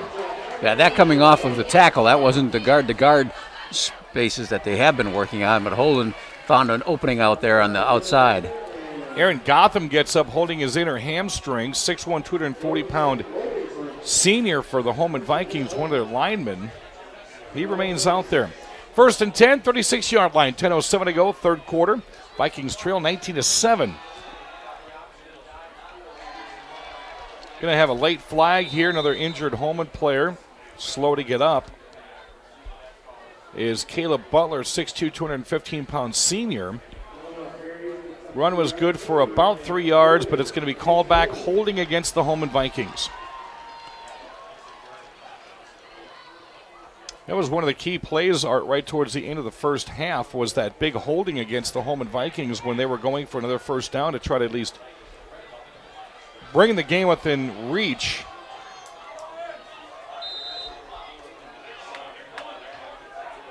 First and 10, 29-yard line.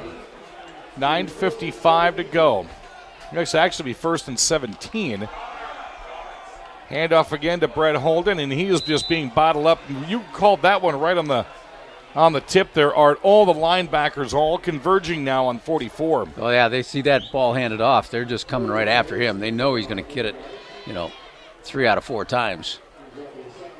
Good for about 4 yards. 2nd and 13, 33-yard line. 9.5 to go third quarter. Vikings trail 19-7. Want to welcome our viewers online at KQEGTV.com. Again, we're going to replay the game on KQEG TV 23 Saturday night at 8:30. Ball carrier that time was Austin Deckett himself, and he struggled to get maybe a few yards. And that's one of the things the defense, Menominee, knows, that Deckett is coming in here, and being the backup quarterback, he's probably more likely to hand off than he is to carry it. 3rd and 12, 33-yard line. Another huge hole, another big first down for the Holmen Vikings. That's twice now that they've been facing a long third down. Caleb Maddle, 6'1", 165-pound junior, found daylight. What a big run that was for the Vikings. Spotted at the Mustang 49-yard line, and Art Fahey, the Mustangs, breathing some new life now. Well, handing off to a different back, got through, and they weren't zeroing in on Holden. 1st and 10, Mustang 49-yard line. Decken under center. Handoff right at the middle again to Holden, and he is wrapped up and hogtied, but not after getting about 4 yards. It'll bring up 2nd and 6.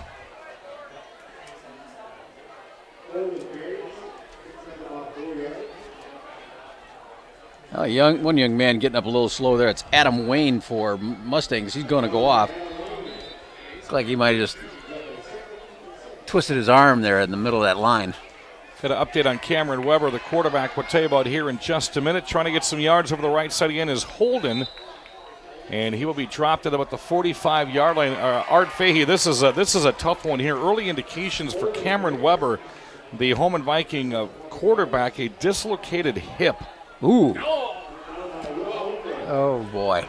Man, not sure what the extent of that is, but season ending, I'm not sure. That is a tough one right there. Goodness gracious.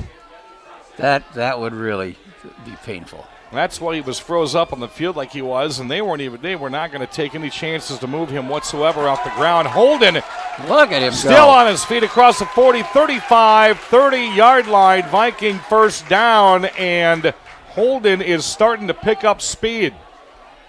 Nice run on the left side. Holden, he got hit a couple of times, but boy, he got hit, and that's the kind of kid that just keeps on going. He picked up 5 more yards after that first contact. 1st and 10, 32-yard line, 7:15 to go here in the third quarter. Deepest that the Vikings have been in Mustang territory in quite a while.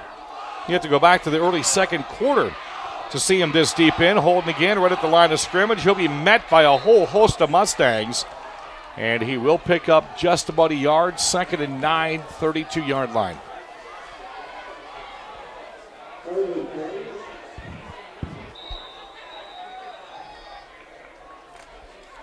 Again, Holmen's first of 5 home games this year, as the Holmen Vikings are going to take their first time out of the second half. We'll break away. 6:49 to go, third quarter. Mustangs lead 19-7. This is high school football on KQEG TV, KQEGTV.com.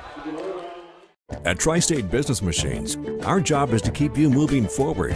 We know your business depends on the reliability of your equipment. That's why we're here, to provide you with the industry's highest rated machines and the know-how to keep them running at peak efficiency. We understand the importance of quality sales, service, and support. We've been doing it for over 60 years. To learn more about what we can do for you, visit tsbm.com. Tri-State Business Machines. Move forward with us. And we are back. Holmen Viking football on KQEG TV, KQEGTV.com. Holmen Vikings on the move now, trailing 19-7, 6:49 to go. In the third quarter, it is Parents' Night. And Art, when was the last time you saw a halftime that took that long? They added almost 7 minutes to the clock, and that's a bundle of time in football. Getting wrapped up, trying to get around the right side was Caleb Maddle. And I'm not even sure if Maddle got back to the original line of scrimmage. That's going to bring up a long third down. Holmen with this no-huddle offense pretty much all the night. Decken will look over to the sidelines. He'll get the play, and then a lot of times he'll match it up with what's on his arm. Under center he goes. Man in motion. Quick handoff. Holden right up the middle. Is going to be swallowed up by the Mustangs again across the 30 to the 29-yard line. And this is going to bring up an interesting fourth down situation. I got to believe they're going to keep it on the ground. You got fourth down, even though it's 4th and looks like 9 yards. It's 4th and 9. Well, they've broken open 2 huge runs here on long third downs, as Decken again will walk over the sideline and get on the same page with his offensive coordinator. Jason Loloff, Travis Kowalski down there as well. Jordan Hansen, defensive coordinator. Here comes the 4th and 9 from the 30. Quick pitch to the outside to Mattel. Mattel got nowhere to go, and this will be the 3rd turnover on downs the Mustangs have taken from the Vikings in this ball game. Zabornik in that tackle from the defense, and good pursuit by the Mustangs. They just had that one covered very well. You know, Zabornik had that quarterback sack earlier in the game, which also forced a turnover on downs. So you talk about someone getting it done on both sides of the ball. Zabornik has came to play tonight. Well, he's having an all-conference kind of game tonight. 3 touchdowns. Grabs of 55, 24, and 2. A huge quarterback sack on a turnover on downs, and that stop right there. So here come the Menominee Mustangs up 19-7, 5:30 to go, 3rd quarter. 1st and 10, their own 28-yard line. Their quarterback has been pretty much out of the shotgun the entire night. Here comes something we haven't seen. Sorensen on a handoff. Looks like we're going to have a hold, maybe 2. On the right-hand side, first one there would have been Zach DeMars. Looks like he was holding up. It is going to be. I want to say that's against DeMars. Art Fay, as it happened right as Sorensen took off around his corner. 2 flags right in that immediate area. That's the first time we've seen a pitch on a handoff coming from the Mustangs. As they're marching this one off, tell you about Boyer's Budget Furniture. Rick Boyer's one of our sponsors tonight. They're located at 2100 West Avenue, featuring quality furniture at budget prices for every room in your home. Bedroom sets, dining rooms, sofas, chairs, and recliners. You're going to find it at Boyer's. And at affordable prices. You stop in and talk to Rick or even Aaron about financing at Boyer's Budget Furniture, 2100 West Avenue South in La Crosse. Thanks for being there. 1st and 18 from the shotgun, a 4-receiver set. Back to pass is Ebert. Got a receiver just out of the outstretched hands of out of Jed Ogia at the 49-yard line. That's the first time that Jed Ogia has been thrown to tonight. Scratch that. It was Davis Barthen. Davis Barthen, 5'8" junior. Also one of their great defensive backs. It's going to bring up 2nd and 18 from the 20-yard line. 5:03 to go. You know, another couple of good players that we saw at the Big Rivers last week. Eau Claire Memorial's quarterback Bryson Johnson. He's a junior. He's got a great arm. He did well against Logan. And a sophomore back, Loyal Crawford, for Eau Claire Memorial. This conference looks like it's going to be loaded. Especially when everyone's passing. Look at this one. Ebert's got a wide open Sorensen. Overthrows him at the 45-yard line. Art Faye, Sorensen catches that. He goes to the house for over 70 yards. Yeah, just a matter of now getting that down. There's a couple of plays here we saw that they might come back to. It's just that little fly pattern, and that's one that they hit on Zabornik earlier today. Well, this will bring up one of the longest plays from the line of scrimmage that the Mustangs of Menominee have had to face tonight. A 3rd and 18 from the 20-yard line. The Vikings get a big stop right here.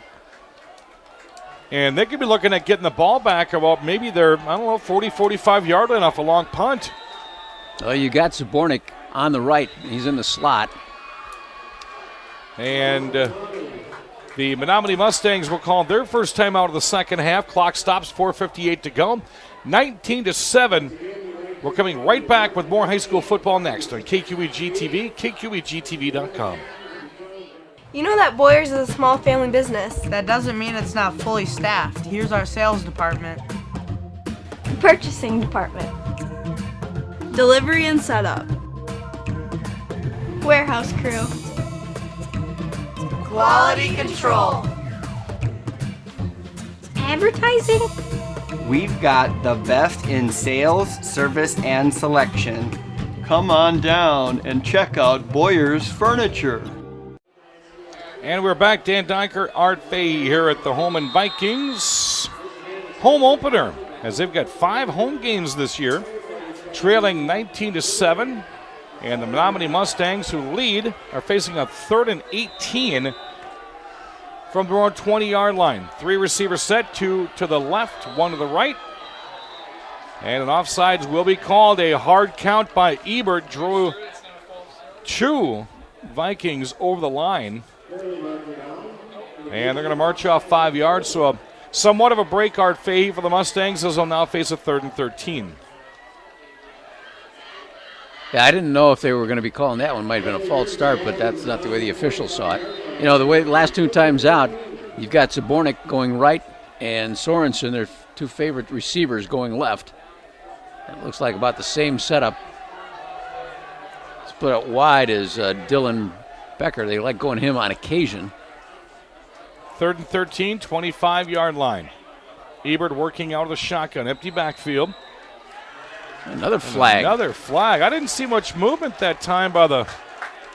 They called Sorensen out here making a move, and he's pleading his case. So the 5 yards that the Vikings just took, they're going to give right back, and now it'll go back to a 3rd and 18 for the 20-yard line. 4:58 to go. This will be the 3rd attempt at getting this playoff. We saw 7 attempts earlier from within the 2 and 12-yard line there in the first half. Again, same formation. Receivers split 2 right, 1 to the left. Ebert's going to be chased and sacked at the 9-yard line. Huge loss. Holmen brought the pressure, and here comes 4th down. Boy, they really did. And Jaden Nesseth, he was the one that got in there first. But, boy, that was really an interior line sack. Just what the Holmen Vikings needed, as this is going to drive them all the way back to the 9-yard line. And for the Menominee Mustangs, they're going to be punting out of their own end zone. Deep enough that the Vikings kick returner Justin Jones will field this one at his own 45. Catch at the 40, 35, that's where he's going to be tripped up. Great starting position for the Holmen Vikings here in the middle of the 3rd quarter. Line drive type of punt, about 11-yard return. That's great field position for these Vikings.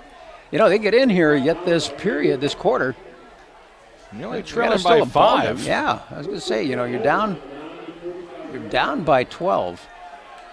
Again, Saturday, Aquinas is taking up Pacelli at UWL at 1 o'clock. We're going to stream that live and play it back Monday at 6. Quick handoff. Football. There is a fumble on the field. And it's going to go right back to the Menominee Mustangs after Holmen had a great defensive stand, a huge sack. They give it right back to the Mustangs. And Art Fahey, that's one of the things that was the deciding factor in their loss last week, the big 2 turnovers. It was. You know, I don't think even from the start of that play, Decken had that football like he wanted it to. I think it slipped out of his hand, and he didn't get a solid handoff. So anything coming off the center and on just was not very clean. Well, the Mustangs will take back over. 1st and 10, their own 31-yard line. That was just enough for the break for maybe the offense to get a quick sip of water as they're back on the field again. 4:06 to go, 3rd quarter. They're up 19-7. Fake the handoff. Sorensen will take it over the right side. Across the 30, 35, 40. Got some blockers. 45, taken to the bounds. At about the 47-yard line, no flags, and that is the longest run from the line of scrimmage tonight for the Mustangs. And Logan Sorensen made that happen with his speed because he got past the defensive line, and once he did and he turned it up, boy, he had about 15 yards of clear field ahead of him. 23-yard run, 1st and 10, 45-yard line, 3:58 to go here in the 3rd quarter. And again, that's something we've not seen the Mustangs do much at all in this ball game, is run the football, and if they have, not like they did right there. Another tight formation here. Ebert's going to be under center. They're going to hand it off again over the right side. There was that Schultz, I think, got that one on the pitch deep. Cade Schultz, 5'10", 186-pound senior over the right side. That's going to be good for 4 yards. They'll bring up 2nd and 9, still in the Mustang territory. So now the Mustangs, Art Fahey, are working on some balance here between run versus pass. They are. You know, the Vikings, what a great opportunity. They just weren't able to hang on to that football because they were at the 35-yard line to start the drive. Yeah. Another handoff. Sorensen coming this way this time. Look at that speed as he gets around the corner. 50-45. Slides out of bounds at about, see where they mark this one. They're going to mark this one at the 45. That gives you an idea how fast Sorensen is, because Shane Roth is one of the better athletes and faster athletes for Holmen. He was able to get him on an ankle tackle, but boy, Sorensen coming around the corner still got enough for a first down.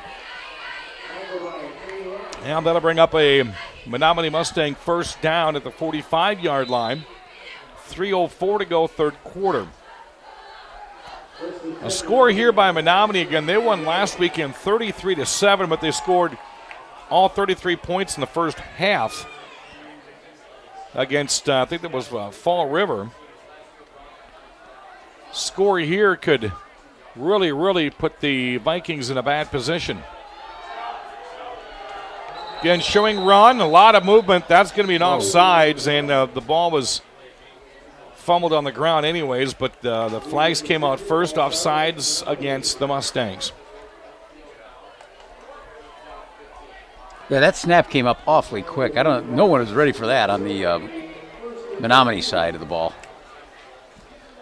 Kind of interesting at the pace that they're trying to play here. Did you see how fast they rushed the line of scrimmage to snap that ball? Yeah, it just, like I said, it was just so quick. So again, Ebert will take his troops to the line of scrimmage. They bark once, and then he's going to go back to pass, and he's going to be sacked again at the 40-yard line. 2 Vikings broke through the line on that one. Adam Quam, the first one in there to bring him down. Boy, the junior got through that line in a big hurry.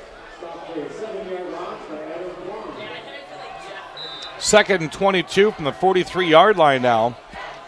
Well, that 3rd and 18 we saw earlier is going to make it that much longer. It's going to be a longer play now for the Mustangs. This will be the longest they've had the line of scrimmage. 2nd and 22.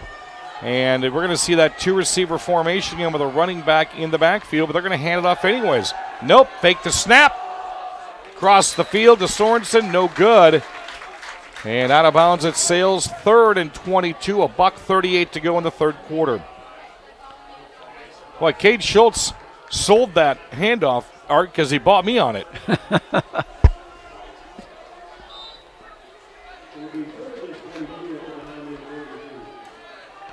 All right, checking back into the contest with the offensive play is Sam Zabornik. You know, this is a hot and cold offense here right now for Menominee. All of a sudden, they're down there and they just marching downfield. And you look here, you got 3rd and 22. And a penalty. And they had a 4-receiver set. Ebert looking, saying, come on, guys, what are you doing? And that's going to bring up a 3rd and 27. So penalties, in the first half, the penalties were really hurting the Vikings from Holmen. Now they're really, really decimating any kind of a drive the Mustangs are trying to put together. Well, Dylan Becker was on the far side of the field for Menominee talking to his head coach, and he walked in with the play. And Becker will be split wide to the right. But again, Zabornik and Sorensen have been the favorite receivers. 4 receivers set, 3rd and 27, 38-yard line. Ebert surveys the field, looks, overshoots his defender, almost picked off. He overshot Davis Barthen. And luckily enough, Art Fahey, that was not picked off. Yeah, Justin Jones had a shot at it, but he just wasn't able to get underneath it. So we go back to a punting situation again for the Mustangs, and they're letting the Vikings of Holmen stay in this ball game, and Holmen's got to get something going here. Minute 34. The punts for the Mustangs have been line drives. That one's a little knuckleballer going high. Yeah, it was. It bounces to the right of Justin Jones. It'll be downed at the 20-yard. I thought Jones would maybe jump in front and try to scoop that one up, but nope. That's one of the things that drive a coach nuts, because you come over there and get away from it. That ball could just bounce right into your leg, and then all of a sudden you got a fumble. They had 3 misfortunes last weekend, and they've already had a fumble today, and they don't need any more misfortunes following them. Vikings will take over with quarterback Austin Decken. 1st and 10, 20-yard line, 1:25 to go third quarter. They trail 19-7. They've had it as far as the 32-yard line this half before the fumble. Looks like that ball may have been fumbled momentarily. It looked like an awful lot of football hanging out there, and I think that was just a fake handoff. Yeah, Decken to the ball carrier.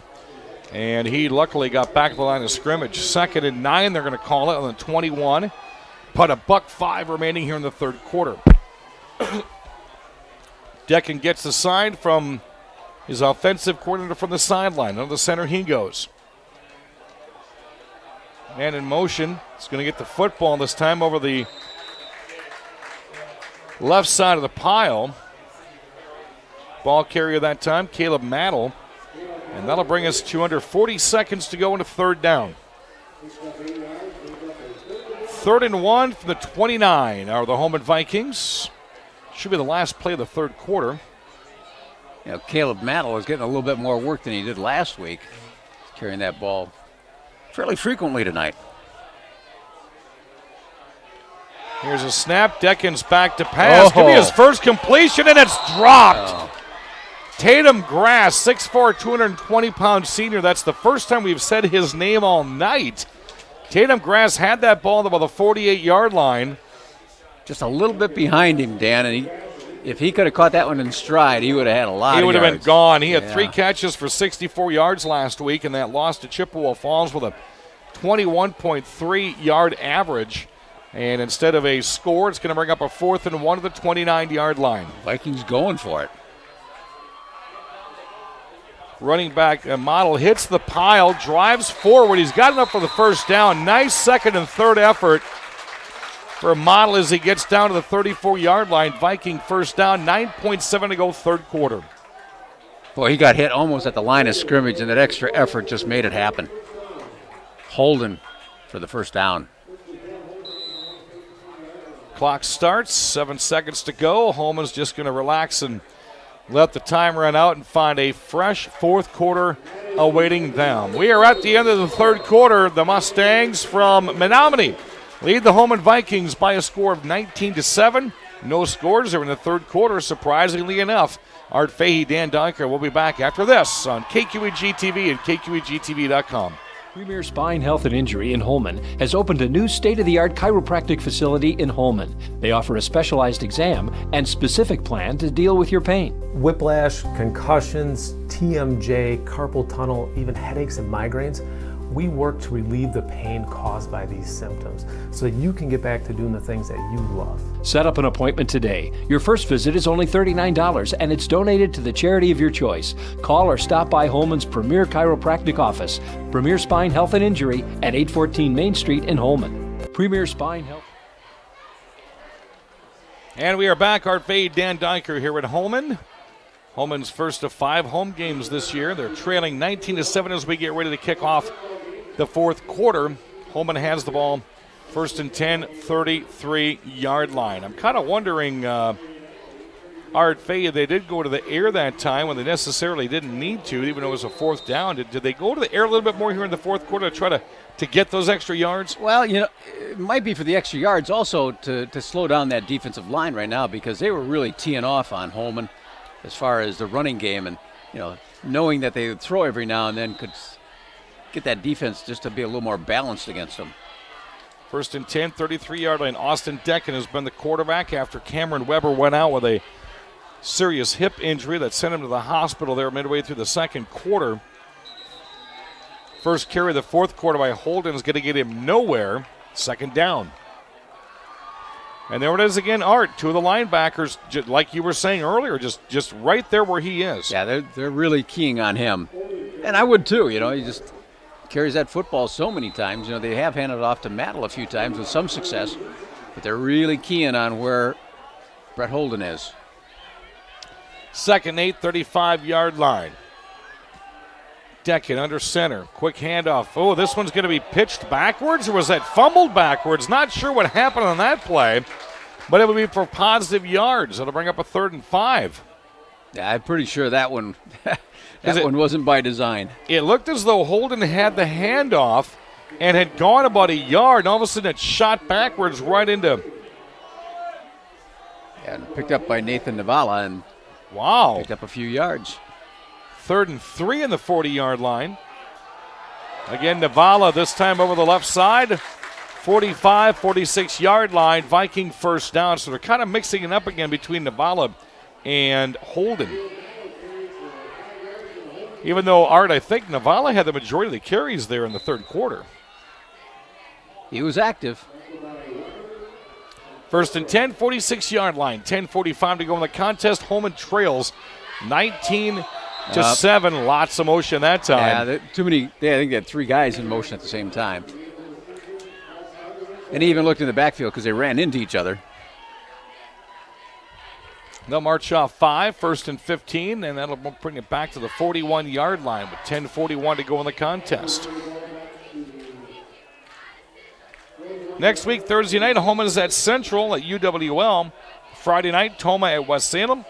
And St. Charles is at La Crescent. That'll be interesting. I mean, Johnny Davis at quarterback and the weapons he has at wide receiver for Central, he is, in the early part of this season already, is looking very, very good. And yeah, after 7 scores last weekend, now he's going to show what his talents are on a college football field. Hand off to Holden straight ahead. He gets about 3 yards of that 5 yards back.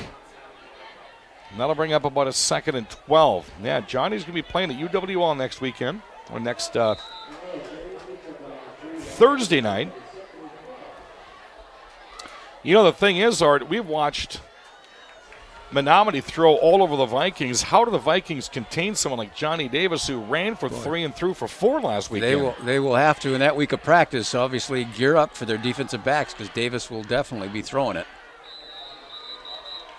Back to the original line of scrimmage goes the Viking running back. This will bring up 3rd down, 9.5 to go in the ball game.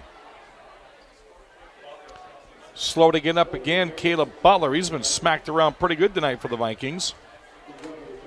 One of their right offensive linemen. So 3rd and 10, 45-yard line.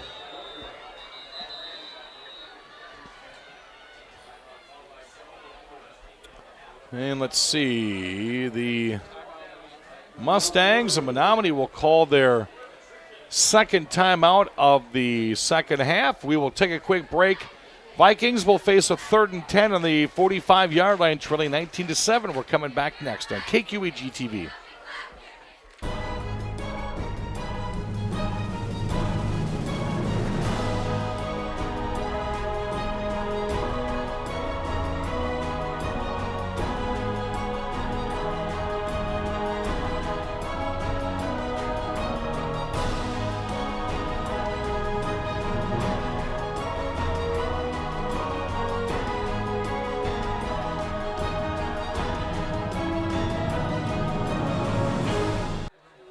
Welcome back to the Holmen Vikings football field. Their home opener in 2018, taking on the Mustangs from Menominee. He's Art Fahey. I'm Dan Dyker.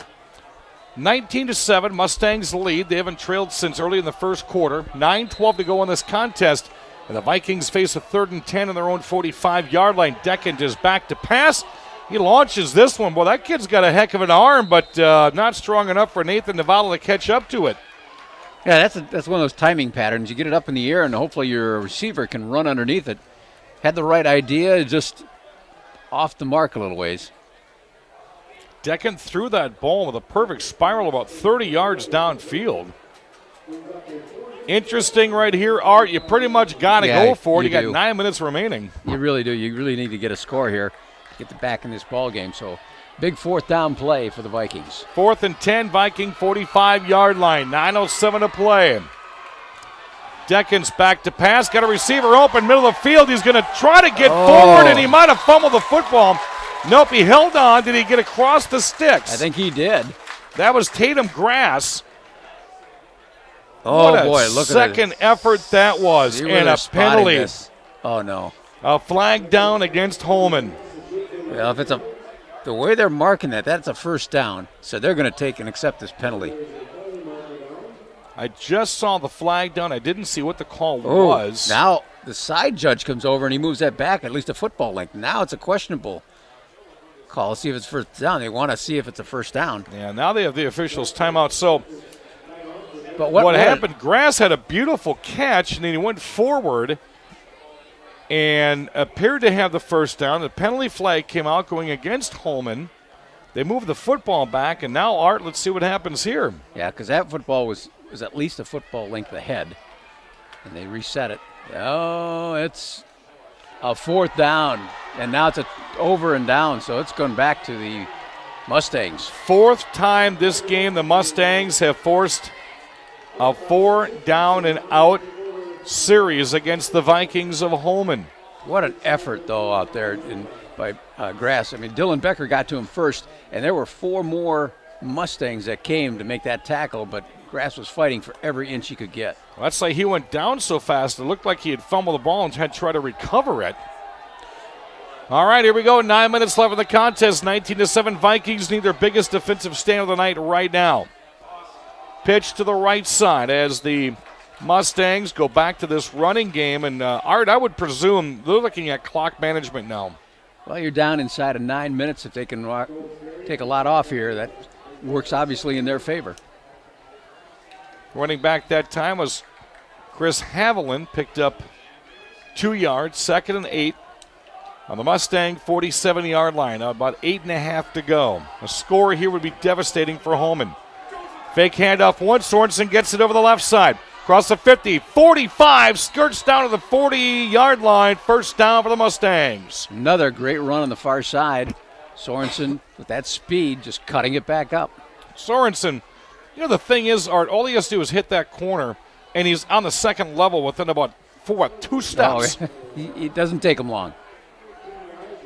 He ran out of bounds, so the clock stopped with 8:24 remaining. 1st and 10 on the Holmen Viking 40-yard line. Vikings need this ball back. You know, and he's not that big a kid, 5'9", 160 pounds.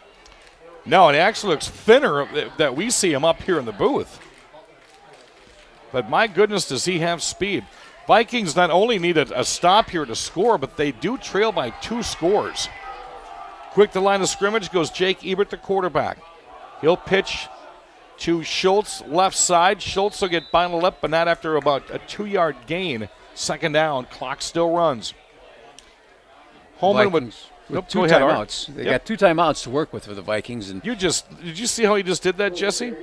He just finished my sentence. That was good. Is that what you were going for? I said Holmen's got 2 timeouts left. Mustangs won, and Art just finished that one. That was good.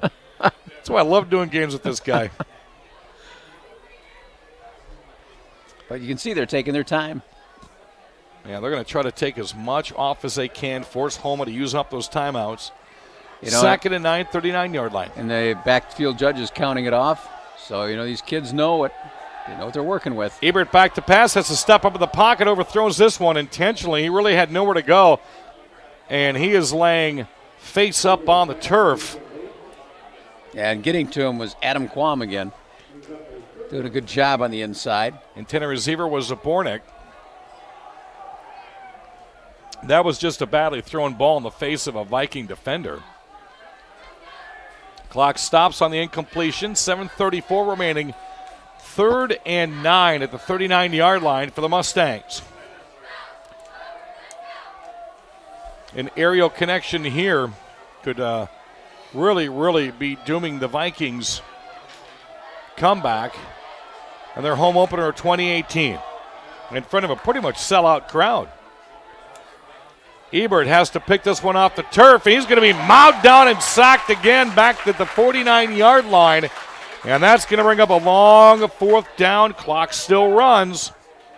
Well, the Vikings, they could smell a pass coming, and they just teed off.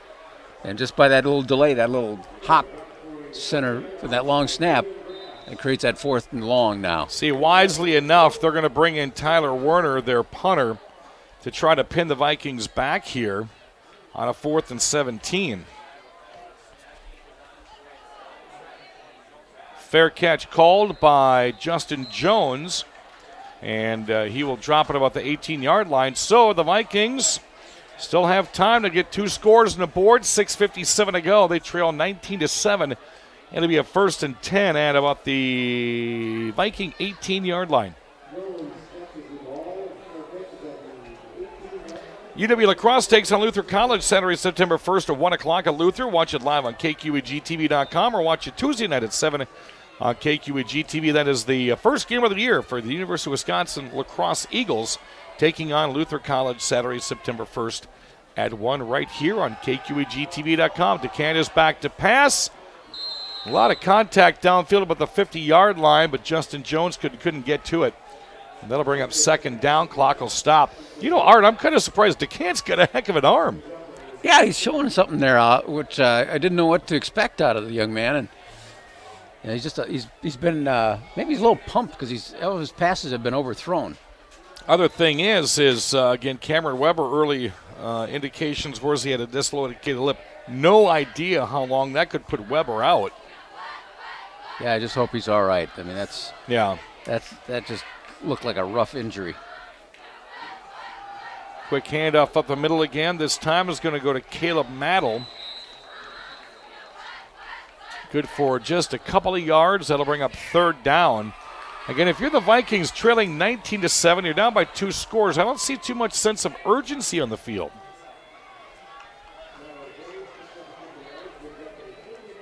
You know, it's hard to do it. You got your backup quarterback, and how fast you can operate out there on a night like tonight, trying to get those plays in. You may not have practiced, this hurry up too much. To Kent, handoff, right side. Our producer Jesse was just showing me the average recovery time from a dislocated hip is 2 to 3 months. Wow. Let's hope that Weber doesn't have to go through that. 4th and 8. 5:55 to go in the ball game. Now it's a 4th and 4, I should say, 24-yard line. And if Tatum Grass is coming back in, I would expect a passing opportunity here for junior Austin Deckent.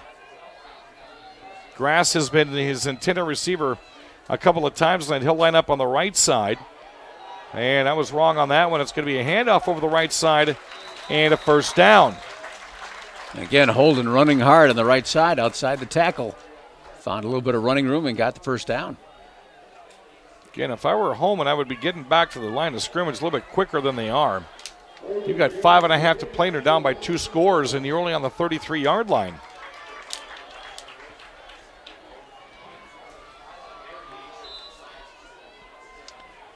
Whistle starts the clock. Deckent under center.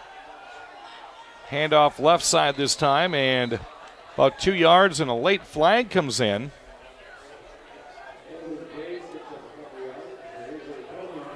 Ball carrier that time, Caleb Maddle. And another hold against the Vikings. That's like taking a punch to the gut this late in the game, Art. Yeah, that does hurt. Just makes that field so much longer.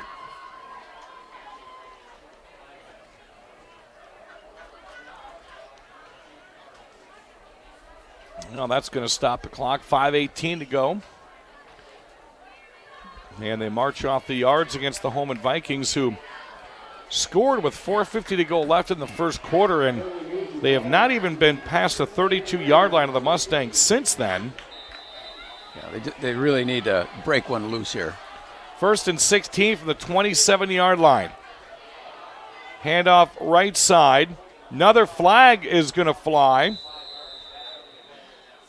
And for Holden, about a 2-yard pickup, but hold the clock. Let's see how this flag may affect the Holmen Vikings.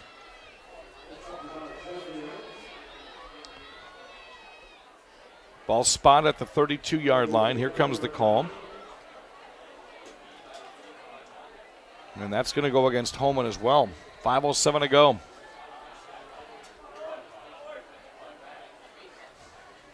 Is that too many men on the field?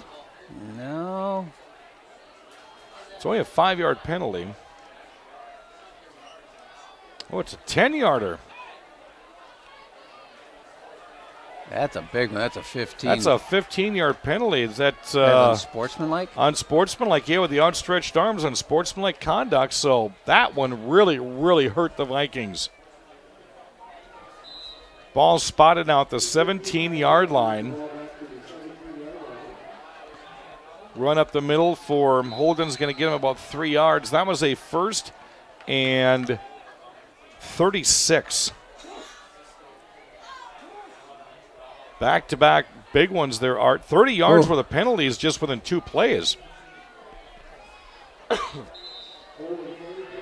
2nd and 23 now from the 19-yard line, and another flag. And this one is probably going to be an offsides against Holmen.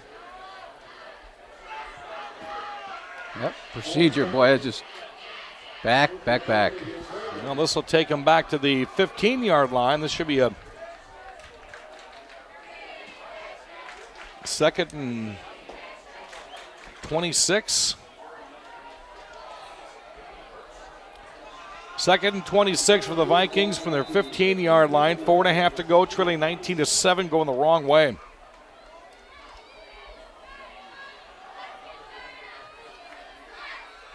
Deckens back to pass. Quick floater over the middle is caught by Grass. He tries to skirt free the 20, taken down the 25-yard line.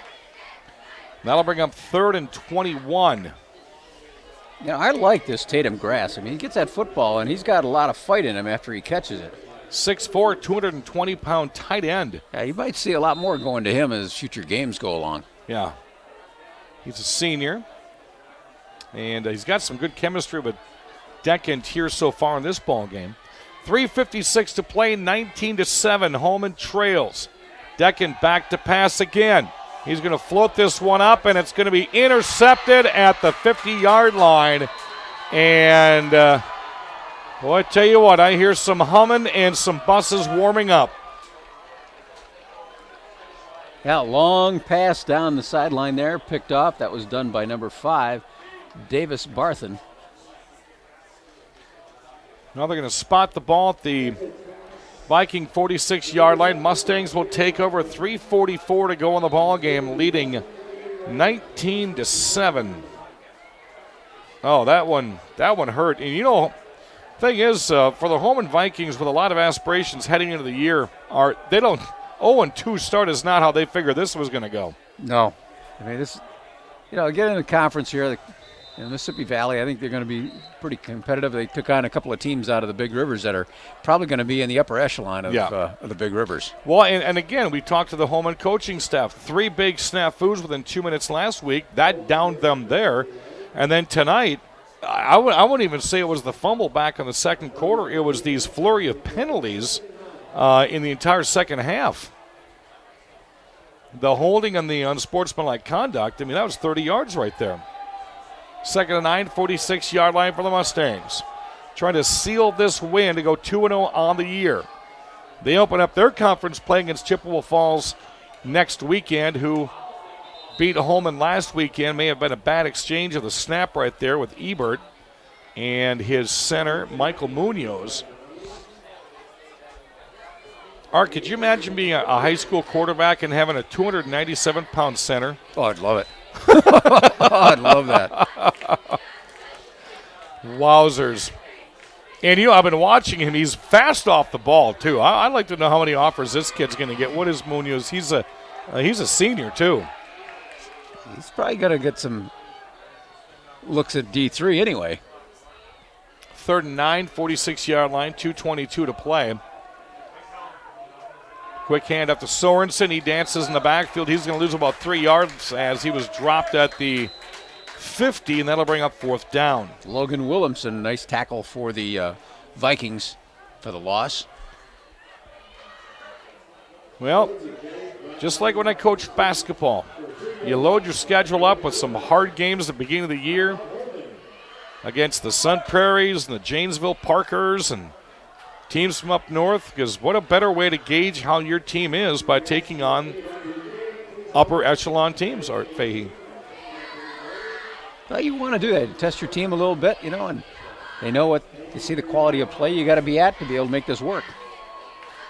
And, of course, the loss of your quarterback in the middle of the second quarter, Cameron Weber, puts a whole new outlook on this Holmen Viking offense, though I don't think DeCant has done a bad job. I don't think so either. He's got a pretty good arm. Just kind of take a look at what he can do there. We haven't seen him run very much, and that was really Cameron Weber's strong point. And, as you alluded to earlier in the game, Weber had 13 rushes for 99 yards last weekend, so that could be difficult to deal with this year. 4th and 12. Here's the punt. Almost blocked. High spiraling kick going to be fielded and fair catch called for at the 20-yard line for the Holmen Vikings. And a very nice haul in by Justin Jones. Vikings will take over, trailing 19-7, 2:05 remaining. And how much arm do you think we'll see out of Deccan now, Art Fahey? Well, you really don't have too much to lose here, and a good competitive team that you're up against. I think you'd give him a shot here a couple of times and see what he could do for you. They're going to split receivers out. Ian Stussy, 6'2", 175-pound senior, is going to be out here flanked to the right. Grass out to the left. Grass going to catch this one. Nice job, middle of the field, taken down at the 37-yard line. And here come the Vikings. How about a quick strike right here? Make this a 5-point ball game, huh? That could be fun. Boy, Deccan and Grass have a nice little connection going on. 2 receivers now to the right for Holmen, 1 to the left. Deccan 2-step drop. He's going to float this one. Almost caught at the 30-yard line. Wow. That was a nice pass. Nice effort out there. It's Justin Jones, 6'5", 170-pound junior. Had 2 gloves on that one, but just couldn't haul it in. And, again, if you look at the strength of Deccan's arm, Art Fahey, he threw that one 30 yards on a 2-step drop.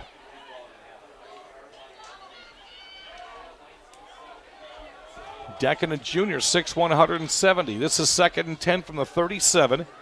1:51 to go. Holmen trails 19-7 to the Mustangs of Menominee. Deccan again back to pass.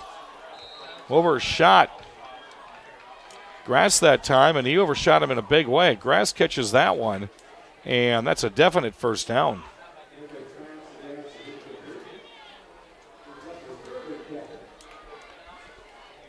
The way Grass's 11 looks, Art, from across the field, looks like a 17. The ones are not straight up and down. Yeah. Well, between, Grass, wearing number 11 and Jones, number 17, they're both wide receivers because Jones is out there now. 3rd and 10 from Holmen's own 37-yard line. DeCant working out of the shotgun. He's going to feel pressure. Oh, yeah. There's a flag out there. 2, 3 flags. And the ball is going to be knocked down by Sorensen. Let's see what the 1, 2, 3 yellows are that coat the green field. Some of the early ones, you could see jerseys being pulled by the Vikings, so at least one holding against the Vikings. There's one. That's all that counts. That's 15 yards right there. And that'll make it 3rd and 25, pretty much sealing the fate for the Holmen Vikings with 1:40 to go.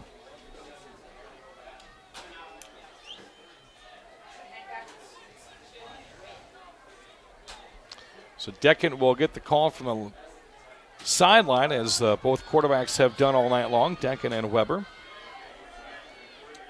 Obvious passing play coming up, facing a 3rd and 25 as they march this one all the way back to the 20-yard line. Minute 40 to go. Holmen trails 19-7. On that early touchdown with 4:50 to go in the first quarter, Art Fahey, the way Holden ran that in from 29 yards, you figured he was going to have a stellar day, but you saw the linebacker defensive changeup schemes by the Mustangs.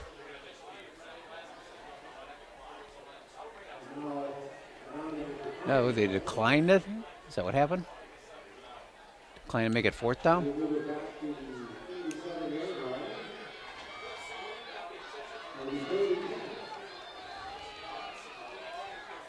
Yeah, they declined that, Dan, so it makes it 4th and 10 instead of 3rd and 27. And they spot the ball at the 36-yard line. DeCant working on the shotgun. Quick handoff, and no running room whatsoever that time for Brett Holden. 5th turnover on downs on the evening, and the Mustangs can pretty much put this one away. I mean, that's something the Holmen Vikings are going to have to work on, Art Fahey, is you turn over the downs maybe once or twice, but 5 times in a game. I think they got caught in a couple of situations where they just had to try it. And, their passing game is still in its infancy, and it makes it tough on 4th and longs. Mustangs take over 1st and 10. Viking 36-yard line.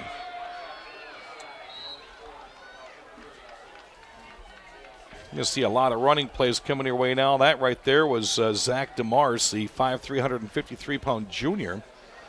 And that's good enough for 3 yards. 2nd and 7, 33-yard line. Well, Holmen's got some things to work on before they open up against the high-flying Central Raiders next Thursday night.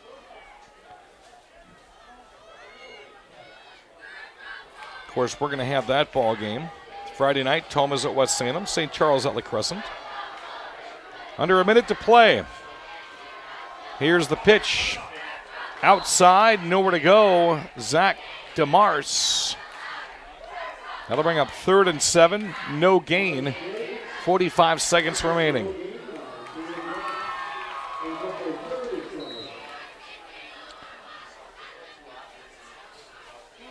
Did you ever coach bus when you played ball there, Art?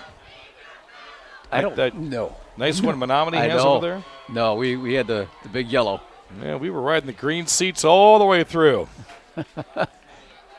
Might be the last play of the game right here as they take a knee. Zach Ebert will, and that is going to do it. The Menominee Mustangs come in and spoil with the flashlights along the way there. They will spoil the Holmen Vikings 2018 home opener by a score of 19-7 real quickly. Holden started the game with a 29-yard touchdown run for the Holmen Vikings. They went up 7-0.